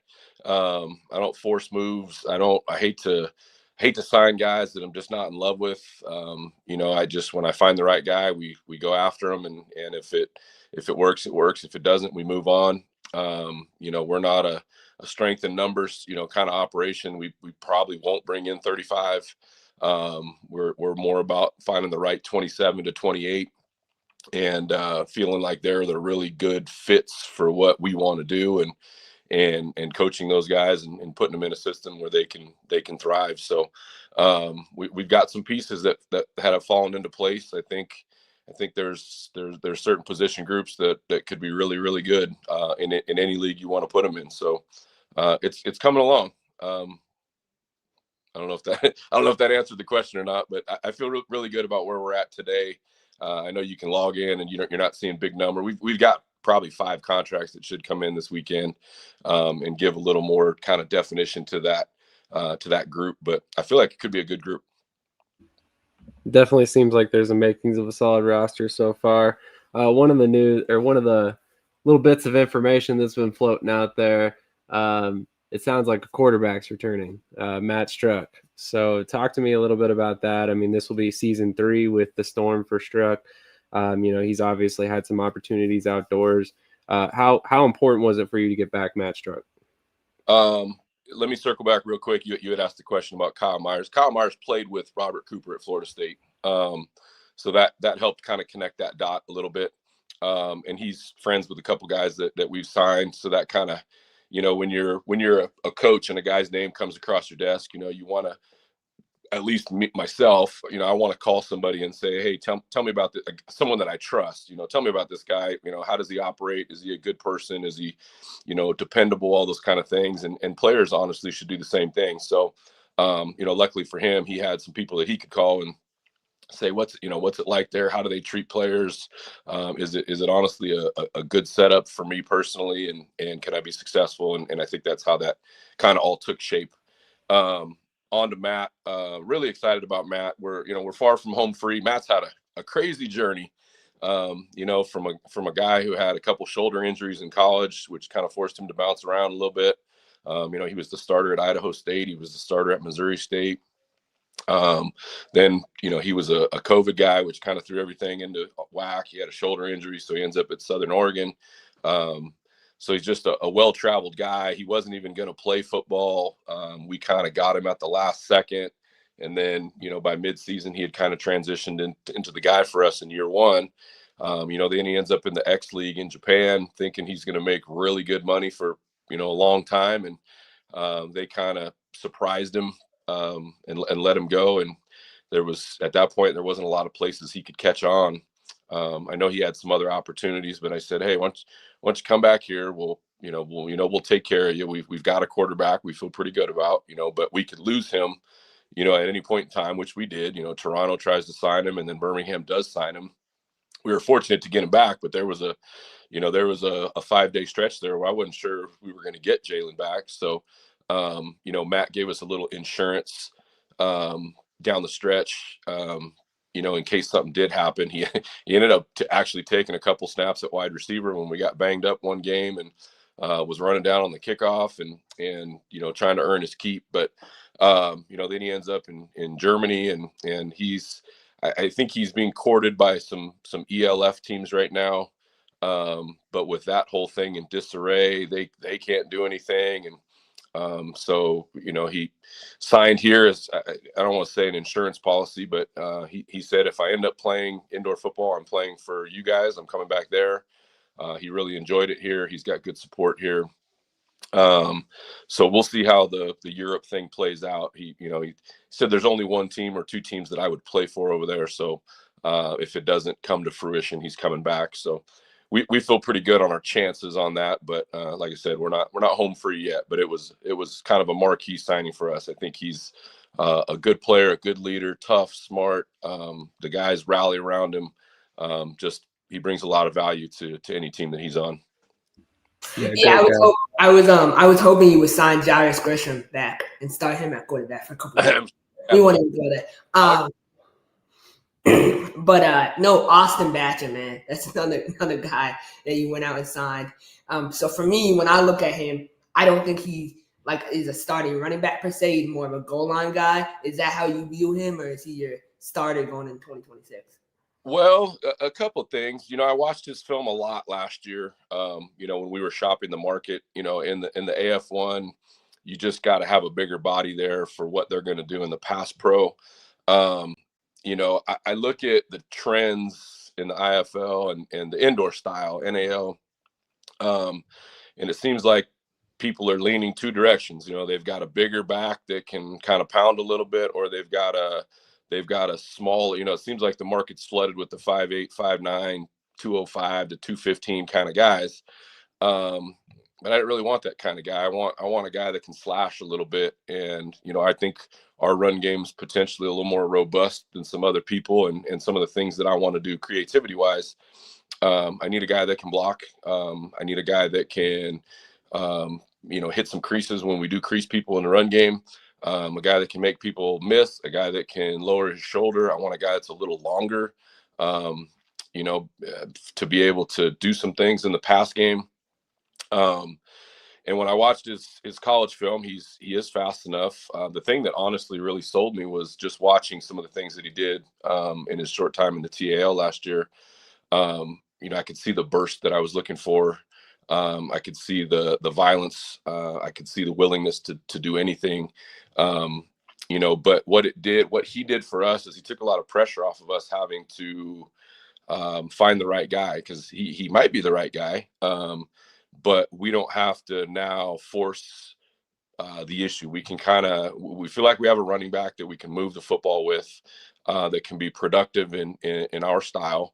And it gives us time to find, when I was talking about the other day, is the next guy we sign should, in our opinion, at least be better than him, or different than him. We don't need to sign the same style runner. So that will give us a chance in camp to kind of figure out which guy kind of fits better. You have some ideas in your head, and then you see them play out in real time, and you might decide I was right or I was wrong, and it allows us to pivot in a different direction. Having a guy that you can get into empty a little bit and not have to, switch personnel. And, so we'll bring in a couple different body types, styles back there. And he's one that intrigued me because he can play like a big bodied guy. He can play, he is quick enough and accelerates well enough to play and hit the creases that we need to. I think he's durable enough. I think there's a lot more to like there than maybe you're seeing, for again, how I see it playing out in my head. I know you watch a lot of indoor football and arena football, so I believe your opinion on how you see it playing out. But there's certain things in my head about how our system I see playing out that I think he honestly could be really successful in. But you know what, that's what camp's for. But we'll sign another guy. And we potentially are within probably a week of signing another guy. And he's a guy that played FBS football and, is a documented 4.3 laser guy. And so, we'll have different styles back there, but he was a big piece, I think, to get in the boat right now. Cause it allowed us just time. It allowed us patience. We don't have to, you don't get, sometimes if you don't have a guy signed, you're like, okay, we got to get somebody signed. Sometimes I feel like you have to sign a guy to get the wheels in motion again. You feel like you're getting stagnant and you're like, let's sign a guy. And then, it's the laws of attraction. Other guys will start, piling in and pieces will start falling into place. And I try to never operate like that. And he's not, I didn't do that for him. I really think looking at him for what we want to do, I think he actually can be really good. I think better than people maybe give him credit for. I would agree. Interesting comment here. Is Coach Thomas in talks with Michael Lawson trying to bring him to the NAL? It depends who asked. I can't. I'm on my. I can't see the. Who's it from? Triple McGee. He asks about Lawson pretty regularly. He must be a fan of Lawson's. Yes, I've talked to Michael quite a bit. Michael has said if he plays football this year, it will be here. He's getting married in 2 weeks, So right now his entire focus is on the wedding and getting everything organized, paid for, all that kind of stuff. We have talked quite a bit. We just texted 2 days ago. So, you know, I'm a not count my chickens before they've hatched kind of guy, but I feel pretty good that we are planning for both scenarios. We are planning for Michael to not be here, and we are planning for Michael to be here. So I really feel pretty good that if he plays, he'll come back. He's had plenty of opportunities to sign with other AF1 teams, and he has not. You know, so we'll see. We'll see how it plays out, but I feel pretty good that Michael Lawson will be lining up for us next year. So you kind of alluded to it just a moment ago when you were talking about Michael Lawson. You've had a lot of players signed by other organizations this offseason. I mean, across the roster, Joe Golden, you know, Charles Hall, Jairus Grissom, several players. I'm not going to try and list them all, but how difficult can it be trying to build a roster year over year when that's consistently an issue where you have to try and outbid other teams? Yeah, you know, I'm torn on that subject. You know, you know, the reason guys come here is because they believe in the things that I tell them that we're going to do right by the player first. You know, I'm a lot of the things that you guys talked about literally in the last maybe 30 minutes or so, you know, about coaches, you know, futures and stuff like that. I'm in a unique situation in that this isn't how I feed my family. You know, I don't have to count on this thing to make sure, you know, that my kids got clothes and my family's got food. So I don't have to make decisions between my career and my future and what's best for my players. And I think that puts me in a very unique category. So generally, you know, a lot of the decisions we make, you know, we're still held accountable to our ownership group, you know, but they're kind of in lockstep with how we run things here. They're very involved. You know, we just have a very unique dynamic here. You know, so we try to do right by guys. You know, so I'm never going to jam a guy up and, you know, try to prevent him from doing what he thinks is best for his career. Or, you know, you're in this business, there's an expiration date on your earning opportunities, you know, to capitalize on your talent. So, you know, if somebody throws a big number at a guy, you know, you got to at least think about it, explore it, and if that's what you feel is best for you, then you do. And yeah, there's some guys it's been a money deal. Some guys it's been, you know, they were, you know, guys took opportunities in other leagues, you know, probably honestly making less money, but maybe their role expands. You know, so, you know, you got Jalen and Robert who are now in the UFL and you know, couldn't be more happy for them. I told Jalen the other day, it actually gives me an opportunity to finally want to watch UFL football. Because maybe this is a hot take. It's kind of an uninteresting product. And I'm a guy that's been in football my entire life. My dad was a football coach. I grew up around it.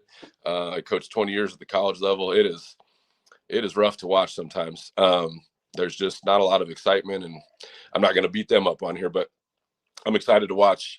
You know, Jalen, for a guy that's been with the Packers, the Colts, the Argonauts, he's been with Birmingham, he's been with, you know, all of these professional teams. He's never played, you know, so we were the first time he really, as a professional athlete, got a chance to get on the football field and show what he's capable of, and that has now led to this opportunity. So I'm hoping he gets, you know, kind of a starting from the bottom, you know, an opportunity to win a job fairly and squarely. And I even in talking with him a little bit, you know, he feels like the indoor thing sharpened his skill set. It helped, you know, because the concepts generally are the same. It's helped his decision making. It's helped his identification. It's helped his, you know, confidence in seeing windows and hitting smaller windows and knowing, you know, what his limitations are. And so I think it's going to help him be a better outdoor quarterback. You know, Jairus and Reggie are now in the IFL. Almost certainly probably took, you know, pay cuts to do that, but and that's okay. That's you know, great for them. You know, Alex is in Michigan, you know, Kentucky or Southwest Kansas East has signed 4 guys. You know, I just talked with Coach Ware yesterday about recommending a guy, you know, geographically, it's just a better fit for him. So I wanted to help that kid play a little bit closer to his home. So they were going to watch some tape yesterday and make a run at one of our guys. You know, Charles and Keon are going to Nashville. So am I upset about it? Absolutely not. You know, every one of those guys I talk to personally, we had in-depth conversations about what was best for them, what the move was for our franchise. They've got to do what they got to do. We got to do what we got to do. We just needed to know if they were in or out, so that we knew how to play our hand a little bit. And so, yeah, is it difficult? Sure. But every guy that's ever come here has not come here because this is where they wanted to end their career.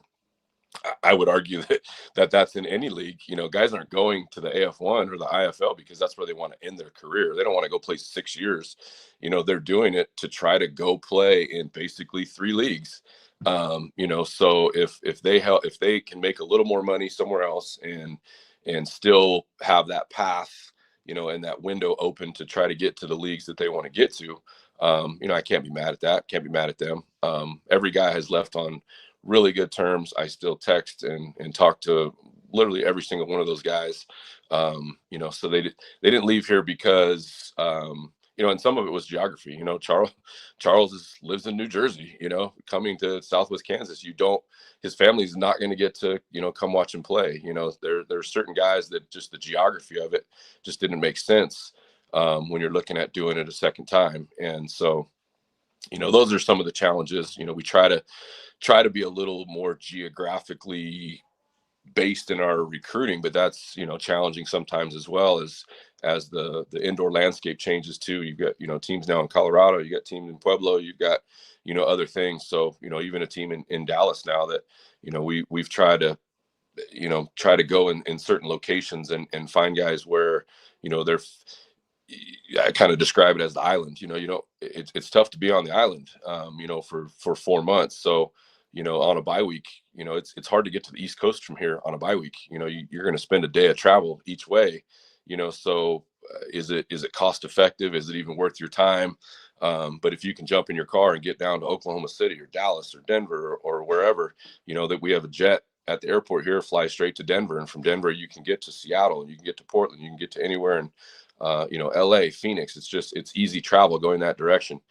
Going east is a little more challenging. So and getting family to come visit you, spend a weekend where they can drive and it doesn't cost them $2,500 in plane tickets to come watch them play. And so that's kind of been at the forefront. Not always a perfect recipe. We've had quite a few East Coast guys that have come here and done well and played for us. But, it's, in my opinion, it's an unrealistic expectation to think those guys are going to come do it twice. So sometimes we go in knowing that it's going to be a 1-year opportunity for some guys. So every situation's different. Would I love to have guys back? Sure. The relationships are great. The comfortability with the scheme where you don't feel like you're starting all over again every year is a bummer sometimes. But, ultimately, am I excited that the guys feel like it's a great opportunity for them? I mean, absolutely. Of course. Chris, do you have anything else for Coach? Yeah, Coach, I set your over under at 6.5. I think I could have done you 7.5, but I had been losing to Salina on the road. And that was my, tiebreaker. But I guess my question for you is, expectations, right? For you, you're coming in this league year one. It's obviously the goal is to win a championship. Like how, driven are you, this year compared to the previous 2 years? The drive is the same. I'm just, I'm a competitive person and so that's always going to be at the forefront of kind of how we operate and what the expectation is going to be. I saw the 6.5 and I didn't think one way or the other about it. 6.5 could be 7 or 6, it's tough to go on the road and win games. Salina's a tough place to play. I'm not arguing with you. Secretly, one of the tougher places to play. They have a very passionate fan base and they're loud. They got those noisemakers that are right on the boards. One of secret, and they draw really well when we come to town. that helps too. But it's difficult to hear in there. It's difficult to communicate, even for a team that is no huddle and signals. Communication. We don't have to communicate. All of our communication is nonverbal. So it's certainly a tough place to play. So I mean, obviously, in the results over, I mean, you can go back a couple of years on the results of our games, and it's going to be a 3-point game one way or the other, potentially a 1-point game one way or the other. So I don't know, 6.5, whatever, whether it's 8, whether it's 6.5, as long as we get in the dance, and all that really matters is that you're playing the week after the end of the regular season, and anyone's got a chance from that point. So you just, with a 21-man roster, it's impossible to predict, injuries and all of the things that could go sideways for you. You're just one, you're just one sprained ankle, high ankle sprain, broken thumb, something minor from being an average football team when you're playing well. So that didn't offend me. I know some people got shook up about it, but everyone's entitled to their opinion. You give your opinion on something and everybody gets mad at your opinion. Like, then give your opinion. You have the platform and people got to see your opinion. That's the difference between your opinion and everyone else's opinion. It's the beauty of being on a show. You get to say what you want and people get to listen. They're more. I appreciate you saying that, Coach. The harassment I have to deal with daily from Shady and his men, it gets hard at times, but I just got to keep going. Yeah, I mean, seriously, it's, sometimes, people ask you a question and then you give them the answer and they start arguing with you. You're like, you asked me my opinion. I gave it to you. How are you mad at me for my opinion? You don't have to, I'm not asking you to agree with me. I just gave you my opinion. Now, I did think it was kind of early, considering that some of the rosters haven't been put together. We might have Michael Vick sign next week and you don't know, but anyway. That's neither here nor there. Motivation wise, the motivation's there. It always is. And secretly, a lot of that's determined on the group, that you put together and how they internally kind of police themselves. So hopefully we can bring in a group that gels, a group that you don't have to manage off the field, guys that are, professional, one of the, Jalen Morton was a guy you never had to worry about. He was good on and off the field. He studied. He was always on top of his game. He didn't make a lot of mental mistakes. He knew, we had a great line of communication on what I wanted and what he was executing. That, now did we miss throws? Did we miss reads? Those things are going to happen. But, off the field, the group gelled pretty good. And I think those are, some of the best football teams that are ever assembled. The difference was that the players cared as much as the coaches to monitor themselves. And, you just can't be everywhere 24 hours a day. So you can set the standard, but, the team determines, how good they want to be. And so hopefully we're putting together a group that's going to come in and work good together. I think X and O wise, we'll be fine. We'll be, doing what probably a lot of other people are doing. It's one of the things I learned about the AF1 is, I had all these brilliant ideas and then I saw everybody doing all the same thing. And I was like, well, I mean, I'm not arguing. It's been around 40 years. That works. I should try that too. So we took, our own spin on things and took some things that were tried and true and kind of melded them together over time and gave people just enough to prepare for and tried to make it a competitive product, which I think we did. And we'll do the same thing here. We'll take some things that other people are doing. I had some ideas, when I took this job, we were playing in the CIF, originally that was the plan. So, I spent a significant amount of time planning for that. So now I got to go back and dust off some old notes and stuff that I was putting together to, try to, be creative in my own right and do some things that people hadn't seen, hadn't done, hadn't tried, maybe they have, I just haven't seen it, but, we'll be right there in the mix. We just got to keep our head down, keep recruiting. Everything's starting to come together every year here as a franchise. I think we get a little bit better as far as from an operational standpoint. Our owners, every year they learn, they grow.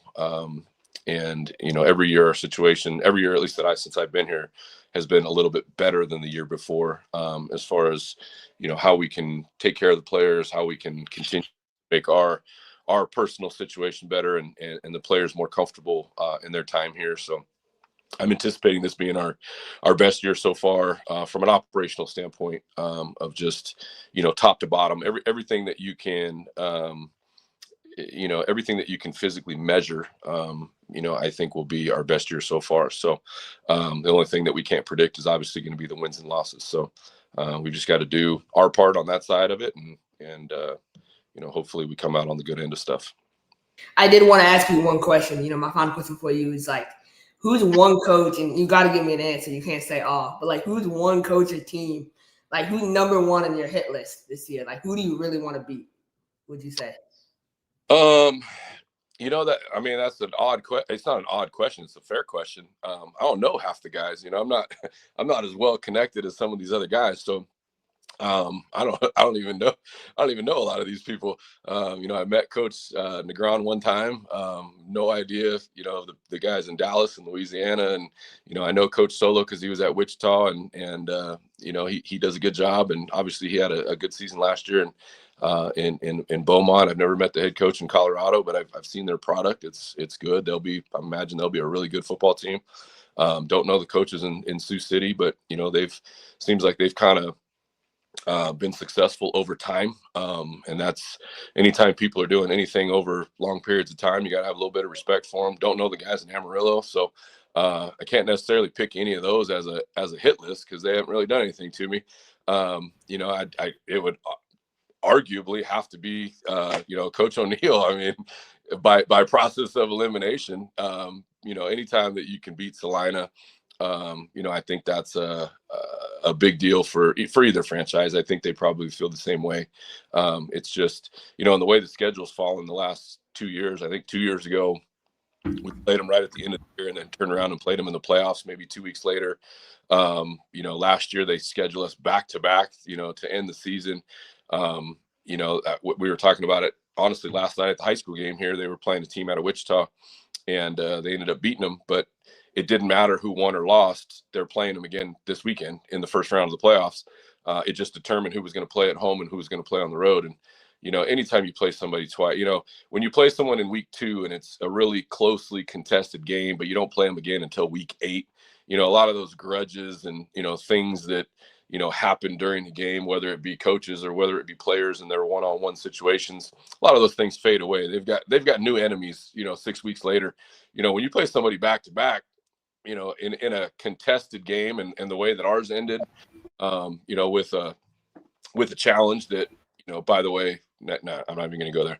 But then you got to turn around and play them the next week, and we're playing for a 2 seed. They're playing just to get in the dance, so many things were riding on that scenario. Right when the schedule came out at the beginning of the year, I was like, I am not, like, I can't believe that they did this, to schedule a back-to-back game that, call it a rivalry in that league. It was a rivalry because geography, we're the two closest teams to each other. So I just knew, how that was going to play out. And that just brings a whole, you're not even worried about the X's and O's, you're worried about the everything else that could possibly, go wrong.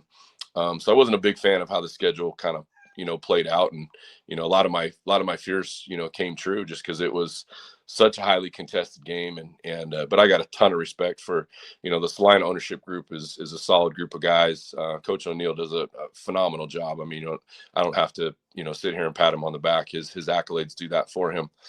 He'll have a great product. He'll have a good football team. I've looked at some of the guys they sign, and they seem, the returning guys just alone, if you took the returning guys from Salina, that they're going to be a pretty salty group. But he find a team of his that wasn't any good, and you'll have a harder time of doing that. So we already know how that's going to play out when we play them. So the answer, long answer to that very question is, by process of, I don't have anything against Coach O'Neill, so he's not on my hit list, but everybody's on my hit list. I want to win all the games. So, but if I had to pick one person because you forced me to answer the question, it'd have to be Coach O'Neill. That's completely fair. I mean, that's the ultimate amount of respect. Yeah, absolutely. And I mean, it makes the most sense, obviously. I mean, who have you played before? Obviously, Coach O is the only answer. So makes perfect sense there. Obviously, we've kind of been tiptoeing around this subject. The Southwest Kansas Storm and Salina Liberty made the move to the NAL this season for 2026. What are your thoughts overall on the situation? I don't think we've ever actually gotten your thoughts on camera about the move. lots of positives in my opinion. The travel is going to be one of them. I talked about our situation being better every year, and one of the big reasons, what our owners have endured the last 2 years from kind of a surprise costs that got forced upon them.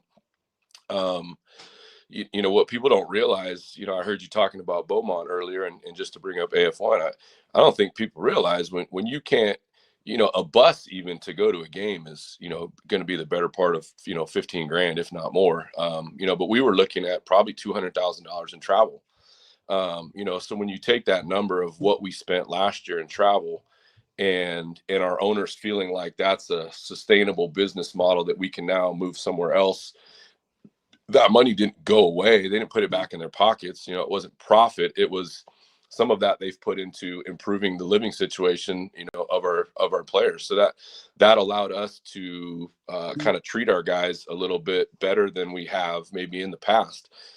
So, from a business model, I think it was a good move for us. The travel is going to be great. We go to, Amarillo 4 hours. We go to Dallas, 6.5 hours. We go to Salina, 2.5 hours. We go to Sioux City, 6.5 hours. Those are all, we own our own bus. That's the difference. We don't have to rent a bus when we go. We just got to fill up the tank, and we got to hire a driver, which we already have a driver that drives for us all the time. We have the same driver. So, for us, our travel just got infinitely, easier for us, to manage. We flew to Seattle last year to play on a Sunday night. We got in at 4 a.m.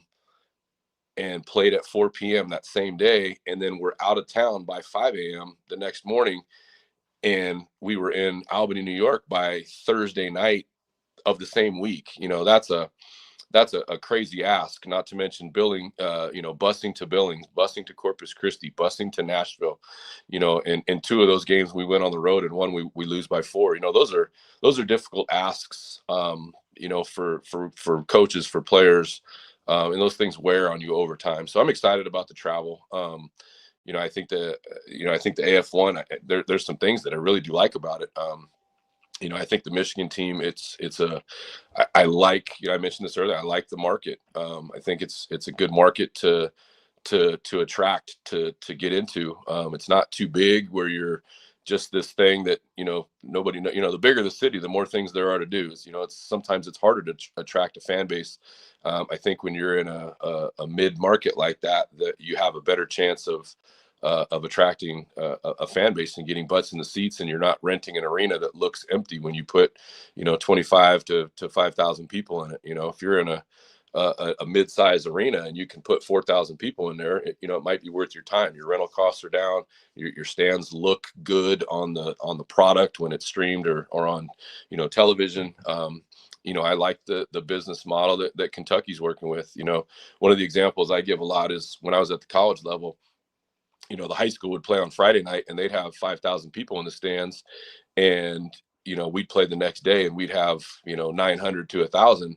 And, you're talking about, if you want to compare products, Tyreek Hill was on the football field, like we had 20 NFL guys, and the guys that we played against, were Michael Gallup, and like I said, Tyreek Hill, and all of these guys that went on to be NFL superstars, but yet people don't necessarily come to watch. Well, when you look at the stands and you actually break it down, it's like, why aren't people coming to look? Well, when you look in the stands, it's the band, it's the it's the cheerleaders, it's their parents that come to support. It's all the administrators, all the student body. There's the people that we're missing at our game that they have at their game are the people that we can't reproduce.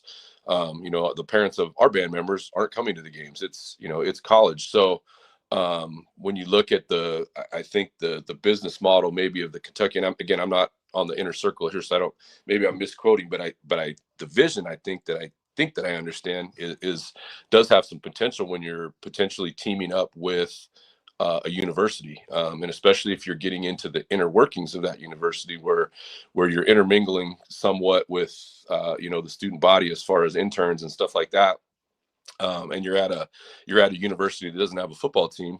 Maybe you can get 1,000 students in there, and that just helps fill the place up when you also have, now if you can get, 3 to 5 to 8,000 people in there with your fan base, now maybe you're working with something, and, maybe if that helps get your arena costs down and all those kind of things. So there's some part of that I'm intrigued by. Again, I don't know the inner workings of it, but if it's what I'm thinking of it in my head and that's how it's actually going to play out, that's another unique business model that I think could be, really successful. The Nashvilles of the world, the Albanys of the world, they don't need a ton of help. They can kind of go, do what they're going to do.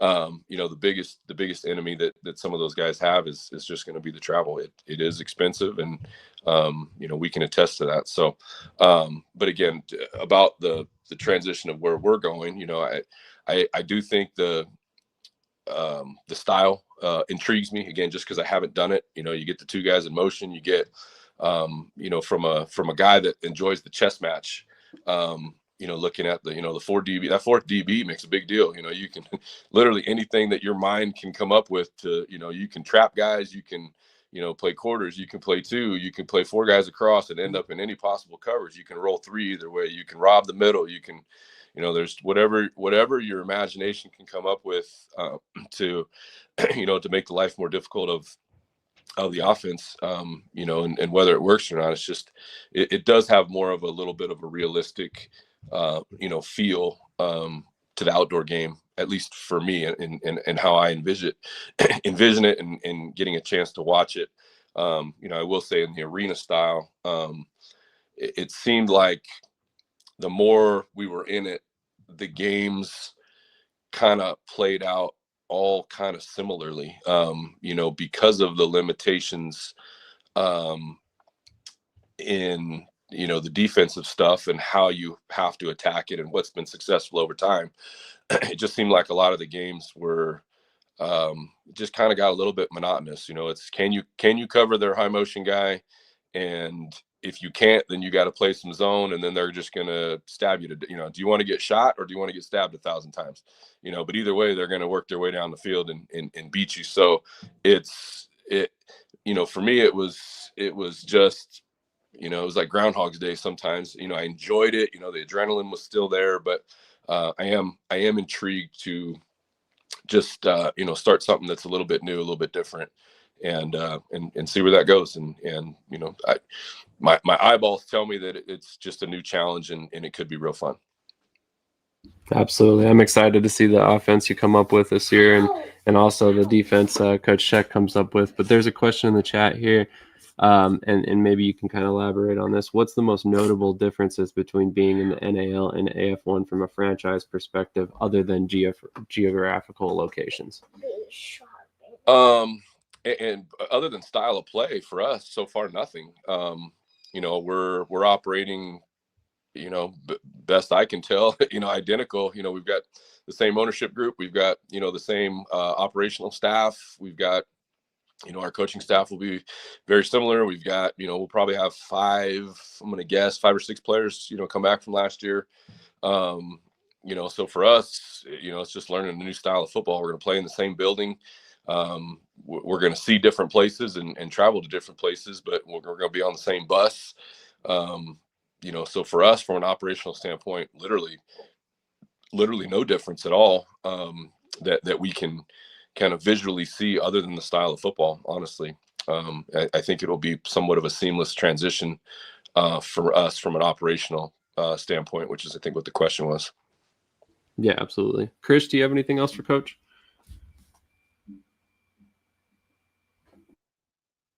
Was that a no? Okay. So, all right. Thank you so much for your time this morning, Coach. We really appreciate it. Looking forward to the season, and I think it's going to be a very competitive year in the NAL, probably even more so than you. I do have one more thing, Coach. I was going to ask you, where can we watch? Like, what's your broadcasting schedule looking like? Because I want to tap in. So that's honestly a good question. I'm not sure how it's going to play out yet. And maybe they know at a higher level than myself. I don't involve myself in those things, but I do know that some of the we just happen to have a very unique setup here. We have a production company here out of Dodge City that is very does a really, really good job regionally. I'm going to call a game in a couple weeks. I've called maybe 6 games now for ESPN, and I'm calling the 2 NJCAA semifinal games on, I think, December 5th and December 6th. One, assuming that things play out the way they're going to play, one should be in Hutchinson, Kansas, and the other one will be in Council Bluffs, Iowa, assuming that that Hutch and Iowa Western stay 1 and 2. And the production team that actually does those is based here out of Dodge City. They do a really, really good job. Some of the, people have talked about, some of the things on the production side of it. And I think the wrong people sometimes got credit for the production quality that was coming out of it. It's a local group here.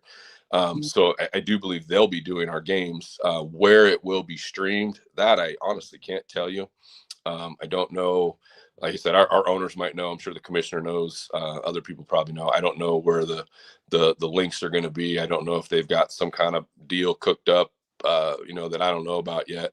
I feel pretty good that our production crew here will have arguably one of the better viewing setups as far as what you're seeing on the other side of either a TV or a computer screen or even phone. I think the product that gets produced out of here is a really, really high level. And that's, again, not anything that we do internally. It's that production company here that does a phenomenal job. Like I said, and they work for ESPN, and they do a whole bunch of other stuff, and just uniquely talented to put out a really good product. And last year, they brought in Leon to do the play-by-play. Leon's been around forever. Leon's out of Kansas City and does high level production work. So I don't know if they'll bring Leon back again, but I'm sure it'll be a really cool product that we're producing. Where it's coming out on the output side of it, that I don't know yet. That is for people that are way more in tune with what's going on than myself. In my brief conversations with the commissioner, it does sound like YouTube's still going to be in the mix for 2026. I don't know to what capacity, but I have had some very recent conversations with him about that. So any final comments for Storm fans before you get out of here? No, I'm not a big, prediction guy. I'm not a big, pound the table guy. I pound tables, just I do it in private. So we're excited about the transition. We're excited about the way the roster's shaping up. We're excited for the direction that we're moving, and hopefully people are excited too, and hopefully kind of, at some point we get, some people's attention, and that's the goal is to win, and we think we've got the ship pointed in the right direction. We've just got to go out there. We got to execute, and all the coach speaks things that I could possibly say, and quotes and all that. But we're excited to be in a new place, doing a new thing, and like I said before, I hope that all leagues do well. Maybe I'm unique in that thought process, but I want to see the IFL do well. I want to see the AF1 do well. I want to see the NAL do well. And honestly, I think that we have a chance to help the NAL make a step, forward in, maybe some of the perception of, outsiders. Not that, maybe not everybody's sold, and I don't know what honestly the public perception is, but I think, based on some of the team, watching, Colorado and Omaha and some of the other teams in this league that have done it for a long time, not Colorado doing it a long time, but in the short time they've been around, they've done it pretty well. Looking at their roster, they got a lot of guys coming back based on what I can tell. And they should be kind of in the mix as well. So I think there should be a lot of parity in the league. I think it will be a competitive product. And I think hopefully from a public standpoint, everybody kind of looks at it and again, we're not asking for pats on the back, just some people to go, you know what, it's pretty good. It's better than what I thought it was. And if we can get that out of people, I think that's a major step in the right direction. I personally think the NAL is headed in the right direction, so I'm excited to see what happens in 2026 and beyond. But really appreciate your time today, Coach. I'm sure you got plenty of stuff going on the rest of the day, so we won't hang you up anymore. But thank you so much for coming on this morning. Appreciate you guys and appreciate what you do. It's you're in I don't want to say, I don't know if you're in the ground floor of, but you're kind of in the mix of a very unique, business model. And it's, as I'm learning, it's got kind of a cult following, and it's multiple different branches and different, you got the different styles, you've got the different leagues, you've got, all of these different things. And you guys, sometimes some of my information I get from listening to you guys, there's, you can't, some of us, we got things to do. We can't follow all of the leagues, follow all of the transactions. We can't follow all of the coaching things. So like I said, some of my, obviously I'm going to form my own opinions, but some of the information that I get to form those opinions comes from what I hear for you guys that do a good job in covering the sport.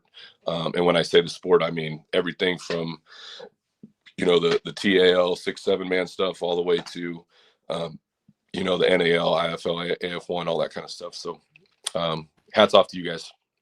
Definitely appreciate that. Always love to hear things like that. So definitely can't hear it enough. So appreciate that, and look forward to having you on back on in the future. Appreciate you guys. We'll talk soon. Definitely. Sounds good. Talk to you later. Yo, what's good? Cedric the bus driver here. I don't know about you guys, but I know what I will be doing every Tuesday, Saturday, and Sunday, and Thursday nights too. I'll be over at Shady Sports Network, so catch up with me. Holla at your boy.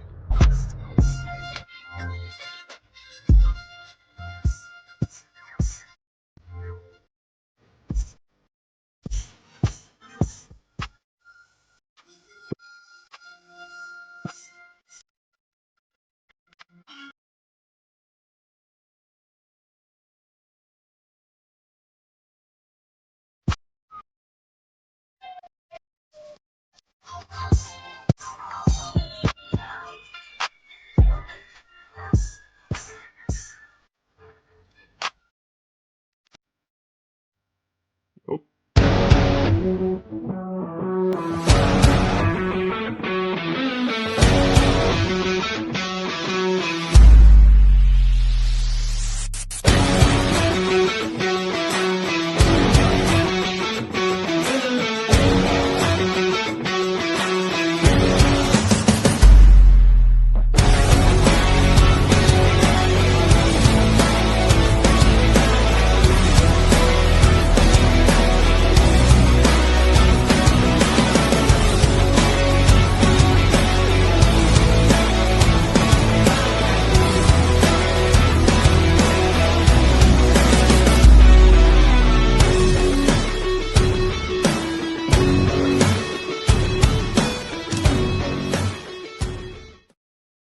All right.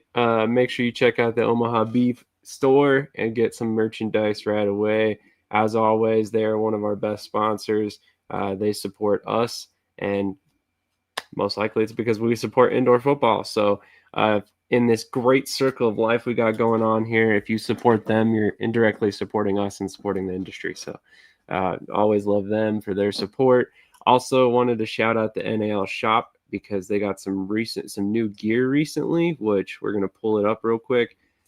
We've talked about it in the past about how the NAL has kind of streamlined some things and made it a little bit easier to go out and support your teams. But what they've been doing with this NAL shop is, in my eyes, something that's been long overdue for these leagues. I mean, here's a perfect example. They wanted to play into the upcoming holidays or the recent holidays and kind of play into some of the themes from that. So we have a whole line of shirts that are essentially very, very basic, but at the same time, each team gets their own variation, which was kind of new that I thought was cool. And personally, I think those are great. But this is the thing I wanted to highlight right here. Mini helmets. Mini helmets are in stock right now, $42.49 for a helmet. I actually just ordered this one right here on the left. Southwest Kansas Storm should be here by next Tuesday, so I'll have it for next episode to show off. Really excited about that one. Finally getting a piece of Storm merchandise after almost 3 seasons of being a fan now. So something tells me it will not be the last one I get. All of these look great. Super excited about these items by the NAL shop. And there's the QR code there in the top left corner for you guys. But Krish, I mean, Obviously, we talked earlier about the IFL signings. Who are some names in the NAL that kind of stick out to you so far this offseason? Yeah, so first I want to go in no order. We'll start with Pueblo. Head coach James Terry, man. I mean, he's winning on the recruiting trail right away. I mean, they went out and signed Curtis Ranvell Jr. He played in Bay Area last year. Didn't really get on the field at all. But this is a guy who played at Kutztown University in the PSAC conference, Division II, toughest conference in the country. Averaged 13.4 yards per catch in college, over 2,000 all-purpose yards. Great dynamic player. He's only 24 years old. Big move by Pueblo. Another big move, man, by Salina Liberty. They went out and signed Darren Hugford. Darren Hugford was a linebacker. He played in Bay Area and Northern Arizona. He won back-to-back championships, and in 2022, he led all linebackers in tackles. So this is a huge move for Salina. Him, Kerry Starks, and Rathel Carter. I mean, Coach Negron must be in shambles after seeing this signing. This is a huge signing. This puts Salina in linebacker room at top of the league easily. Big move by Salina. And then my third move is going to be, I'm going to go over to Omaha, man. Daniel Williams. Dan Williams III from Duluth, spent time with us. He was in Albany. He was in the XFL. He was in the CFL. He signs with Omaha Beef.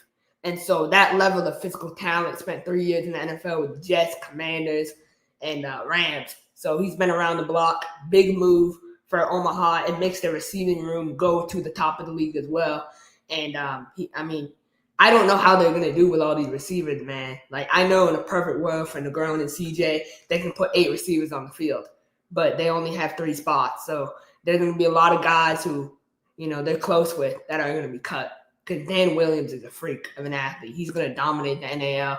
And this, to me, signifies that they're committed to establishing more of a passing game than I originally thought. Because you'll have Dernier Concliffe, he's a deep threat, and then you have Dan Williams on the other side, and you have Joshua Neal in the slot. Like, that is going to be insane. So, Demery Croft needs to be ready to throw the football a lot, and I hope he'll be able to handle it. But I do want to throw this bet out there. I want to add it to my shave head bet for the NAL. If Omaha sweeps their Kansas trip, so if they beat Salina and Southwest Kansas, I will shave my head. I believe they will lose one of those games on the road. So you can mark that down, screenshot it, do what you got to do. But I feel like we probably can't have any more shaved head bets. Otherwise, you're going to have to shave your head, grow it out, and reshave it because you've already bet that on multiple things. So I think maybe we need something a little bit differently. We'll come up with something. But yeah, that's a bet for me. I believe Omaha will lose to Southwest or Salina. They won't lose both, but they'll lose one on the road. So. All right. Well, I got that in the notes. Thank you, StreamYard, by the way, for adding this note function. I don't know who suggested that, but it was genius. Good for them. Great opportunity for me to write down all of Krish's bets as we go through on the episodes. Don't forget Jarfay Flowers. He's going to be an elite wide receiver. Also, we're excited about all the competition in the NAL. I really think this is going to be one of the best seasons in the NAL in recent memory.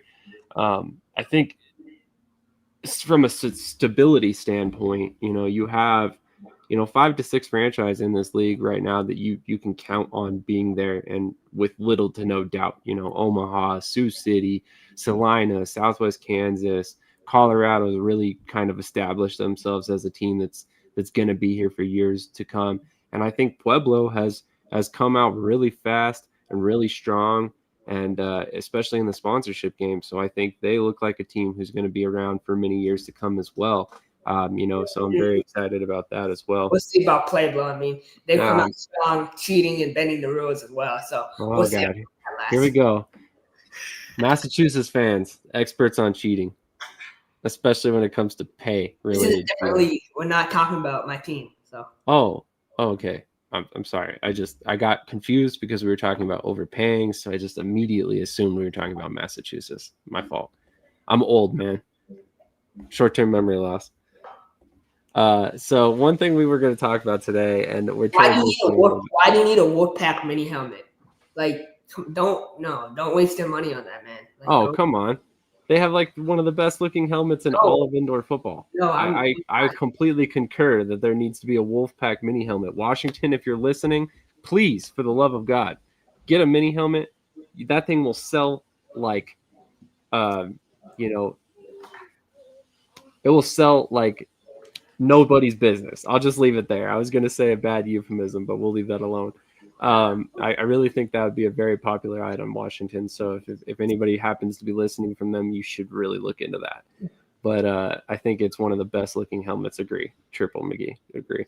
Krish, I can't wait to see who wins the NEL championship. I believe you're going to be. I haven't picked the championship yet. So I need to explain to some people what over-under is. Over-under is a beginning level projection where you project a line. So that's why it's over-under. So you can pick over. I have Playboy set at 4.5. You can go over if you really believe they're going over. But I don't know.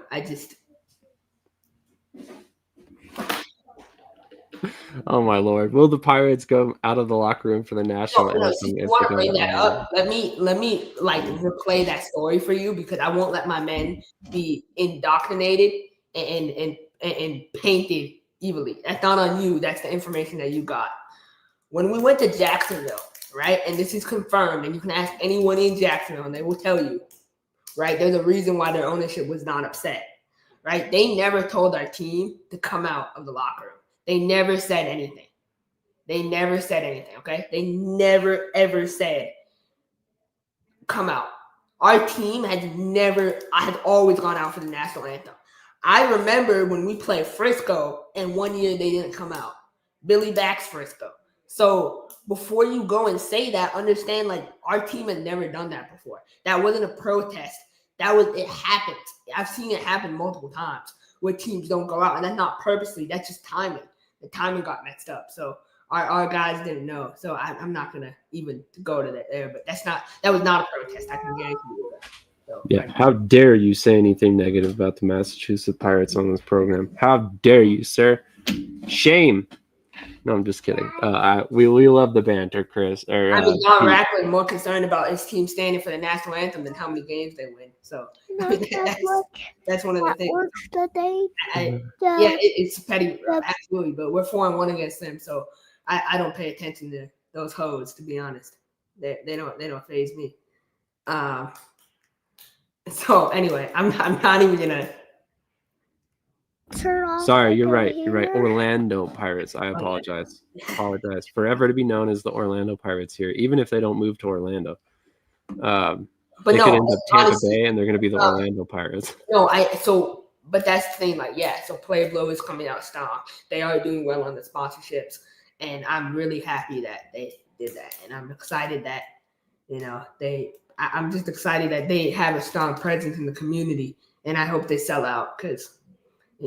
They certainly won't sell out because of the coaches, so it'll be more of a community thing. Alrighty, so we're going to transition over to a little piece of CFA news, the Champions Football Association. Oh, excuse me. I swear that's not in relation to what we're talking about. I did not mean to do that. So, board and commissioners for the league has been announced. The VP of operations is Nathan Fleury, Deep South Commissioner Frederick Elliott, Appalachian Commissioner Sincere Gregory, obviously the new offensive coordinator for the Carolina Predators. He's also very involved in the NAL, was recently with the Beef. So very, very experienced guy to get involved there. Northeast Commissioner Fletcher Gist Jr. Hopefully I pronounced that last name right.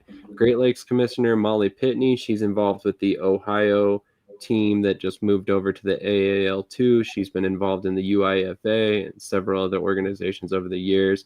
And then Northwest Commissioner Ryan Regis, really obviously entrenched in the Northwest, was a former player for the Idaho Horsemen, and also broadcasted for them. He's also a police officer in the area, so I think that's a good hire as well. I'm interested to see how this works. So they have come out and said that they're a professional organization, and I don't mean to take I don't mean to read too much into some of these moves, but some of these moves to me look like moves that would happen in a semi-professional organization. It did. And what did I say to you yesterday? I said some people on this list are on food stamps, right? So it for me, like I stopped reading after Frederick Elliott. A lot of respect for Fred and the work he does. He has zero leadership ability in professional sports, and that's not me attacking him. Like that's like if I was on the list, you can't take it seriously, because I'm young. So it's one of those things where like you gotta like you can't call yourself like you're disrespectful. It's like the International League. What is it? The ILA. Like, you know what I mean? Like Mook Zimmerman. Mook Zimmerman he was the coach of the Iowa Woo.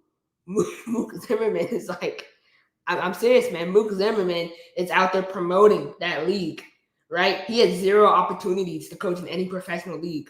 So he's diverted his attention to a Ponzi scheme, right? This is a Ponzi scheme. This is all it is. So don't fall for it. Don't believe in it. It's a hoax that will never play again. And I'm not even going to waste my time speaking on that. So, to be honest, I think Mook has opportunities, or at least has had. Not the way he posts that D-line in 2023. I hope he doesn't. But, well, sorry. Okay. All right. Well, Krish inserting his opinion. I'm just saying, I know there's teams out there that would hire him. He just is slightly limited on how far he wants to travel from what I've heard, but we are working to get him on the show as well, so we can talk more about that league from hopefully a little bit more insider perspective. I would love to have, head coach James Terry on. That would be great. Yeah, we will definitely be at some point having on head coach Tate Brooks for sure, because I'm sure he's got a lot to say to Krish. I am positive he has heard all the comments at some point or another. But any final thoughts, Krish? Any subjects you wanted to cover before we get out of here today? I know. Let me back up. Who are your top 3 moves in the AF1? Did we get those? Top 3 moves. There haven't been a lot of movement this week, and I mean, I would just say maybe probably Maurice Ashley, Chris Lewis. Like, I mean, Sidney Jones going to Beaumont is nice. I think he fits the AF1 nicely, and I think he'll do well. Sidney Jones is one of those players that I'm pretty sure he could play in any league, any system. He's got the versatility and the ability to play. I mean, what do you think? Like, I know, it's early for you to do predictions, but when you look around the NAL, right, you look at all the rosters, who do you think is winning the recruiting trail early on? Who would you be, or like, let's say the month of October, who do you think is your winner? Excuse me. Man, I hate to agree with you, but Colorado looks really strong right now. I like a lot of what they've done with the roster. Obviously, there's still a little bit of question marks there in terms of who they'll have playing quarterback. If Andre Sale returns like we expect, then, they're going to be right in the thick of things this season again. I actually think they got better at running back. So, I mean, that's scary. They haven't really had a run game the past 2 seasons, as you've mentioned. So that's something to watch for as well. I think right now, I mean, if we're talking just on paper on who they've got signed as of right now, I think Colorado is probably my top team with some of the moves they've made. I think probably you have to have a really high opinion of what Omaha has done and Sioux City has done as well, because I think they've both departed a little bit from what we expect from them. Omaha went out, got a guy like Dan Williams, like you mentioned, which, to be completely honest, I was shocked by. We know that he was pretty well paid in Duluth, but this just speaks to the culture that Omaha has built, that they're able to bring in guys like that.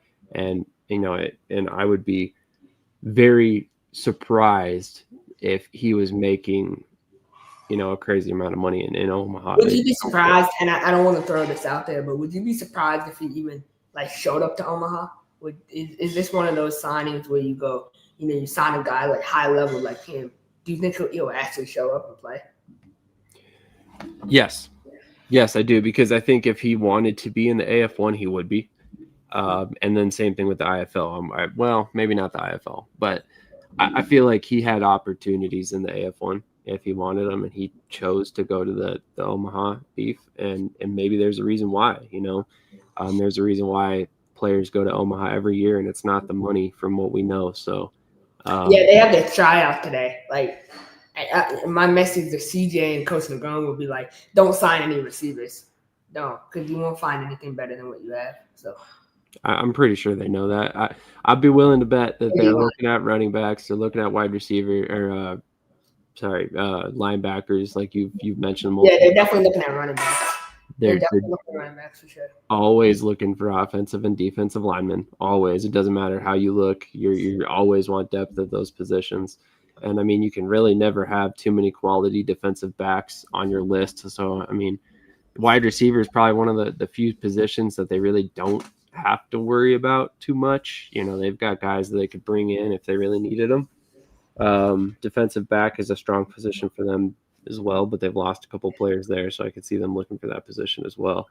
So it'll be interesting. I mean, in terms of the league overall, though, like I said, I don't see any one team being that dramatically better to the point where they're going to separate themselves by more than maybe a couple games. Honestly, that is the one thing I'll say about your over and under prediction lines is that, Richard Davis pointed it out on my comments when I shared it, is that, you realistically have like a 4-game gap between 7 of the 9 teams in the league. So that's really not that dramatic if you look at it from that perspective. You have, most of the league finishing over 500, which is surprising, honestly. So, and that's why I'm so hard on Omaha on the little positions. Like I was hard on them for linebacker for weeks, and then they went out and signed one. And I see Saline. We're not even. I'm no comment. No, is good. He will show up because he's certainly going to show up when he signed with us, right? He was here for a week and he could hardly run a fade. So I hope he shows up and I hope he dominates because you're going to get a better version of him than we did. So it's possible. He lasted a match for like 9 days. Yeah, bro. All right. Any final thoughts before we get out of here for today? I'm excited. For Omaha, I think they have a good receiving core. I think they're building a good team. I think he really knows how to. One thing I learned about Coach Negron, it's like I always knew this, but I learned it a lot this year. Like he really pays attention, to like all the leagues, and he really watches. Like he's not just saying that, he does.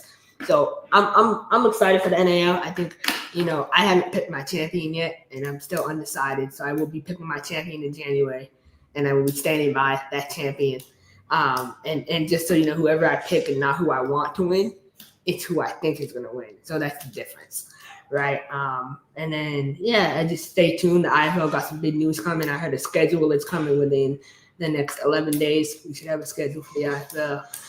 The TV deal is a very real thing, so I'm gonna leave it at that. But I'm excited for the IFL, and I'm excited for this new chapter for our organization and what we're doing and what Jawad is building, and I hope everything goes to plan. So that's really all I have. And then the AF1, we'll wait for some more news next week to come out on that. And a lot of news is going to surprise a lot of people, but I hope all these leagues remain stable. They don't overpromise. They don't over-deliver. I mean, speaking about over-delivering, like, what do you think about the Oceanside team? Do you think it's real or do you think it's fake? I don't think it's fake.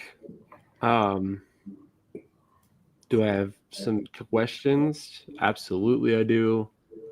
I think some of the ways they're going about things is puzzling, to say the least. And I think they rushed their announcement. But, I mean, I'm not ready to say they're fake. I mean, I don't think that necessarily I don't think that any team is necessarily fake per se. I think teams fail at being, a true franchise that lasts and is able to play games. But I don't think they're fake, for any stretch. I think they're out there trying to play games. I just don't know if they'll be able to make it work to the AF1's level. So we'll see. But, time will tell, and times has a good way of, answering questions without us having to do it for you. So I'm intrigued by those teams. I'm a little cautiously optimistic about Oceanside because of the other competition in the market, obviously. So we'll see how things go. Even if they do launch, it's going to be tough. Obviously you're splitting indoor fans out there, between the IFL team and the AF1 team. So that's going to be tough, and how much does that affect you? We don't really know. Is it a benefit? Maybe, probably not. So there's a lot of factors in there that I'm a little confused by. I just don't know why you would want to put another team in San Diego in particular. But any TAL news, Texas Beast says? No, the Goats have signed a couple players. But other than that, no, it's been quiet. I mean, Diamonds, they're doing stuff in the community. Iowa Woo has yet to sign. I think Victor Mann will be coming back in Iowa. So, I mean, I hope they continue to build the league. I don't think Eau Claire will play next year. They've been awfully quiet. So, we'll see, though. There's a lot of different things. I hope the TAL comes out with news. And, I hope, with Minnesota leaving, they're able to, kind of reestablish and rebuild the league in some ways. And kind of where will they be in the landscape, what kind of talent will they be able to attract? Because obviously the league was paying good money, and I don't know about the other teams, but. That's fair. That's fair, and that's something that we're going to end up having to find out as well. One thing I want to throw out there real quick.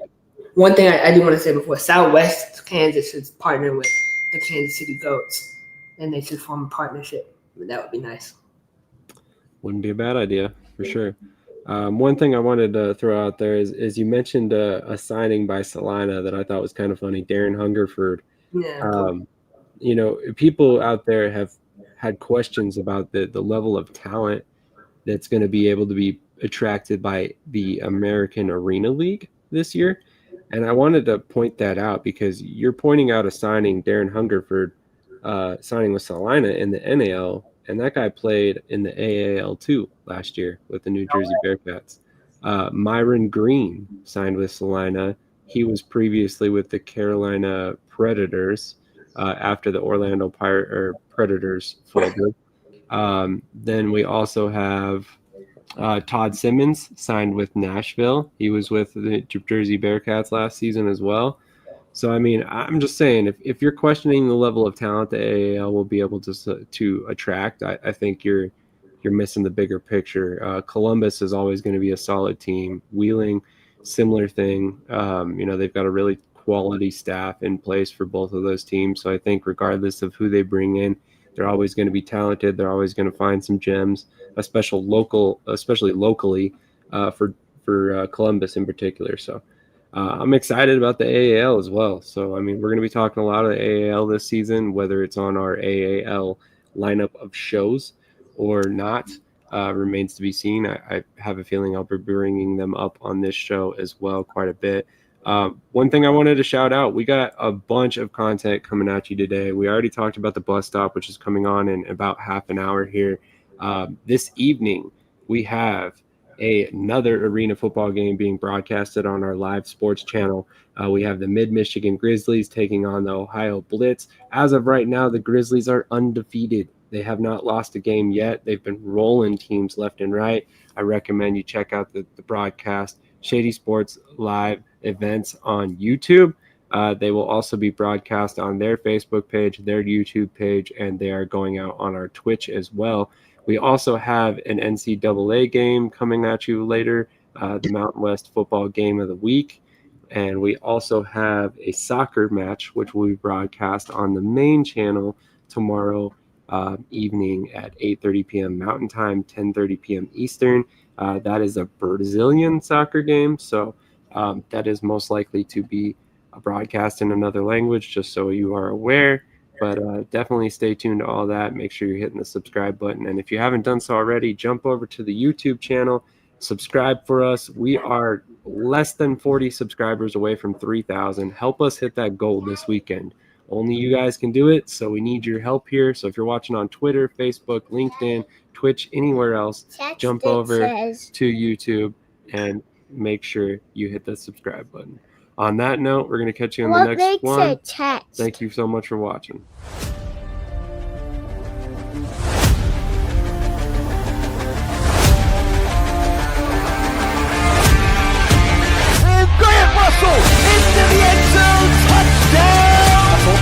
step up in the pocket, has some room in front of him, gets that three-step drop, here comes the pressure, passes complete to Flowers, back to pass, pressure coming, has somebody in the end zone, touchdown!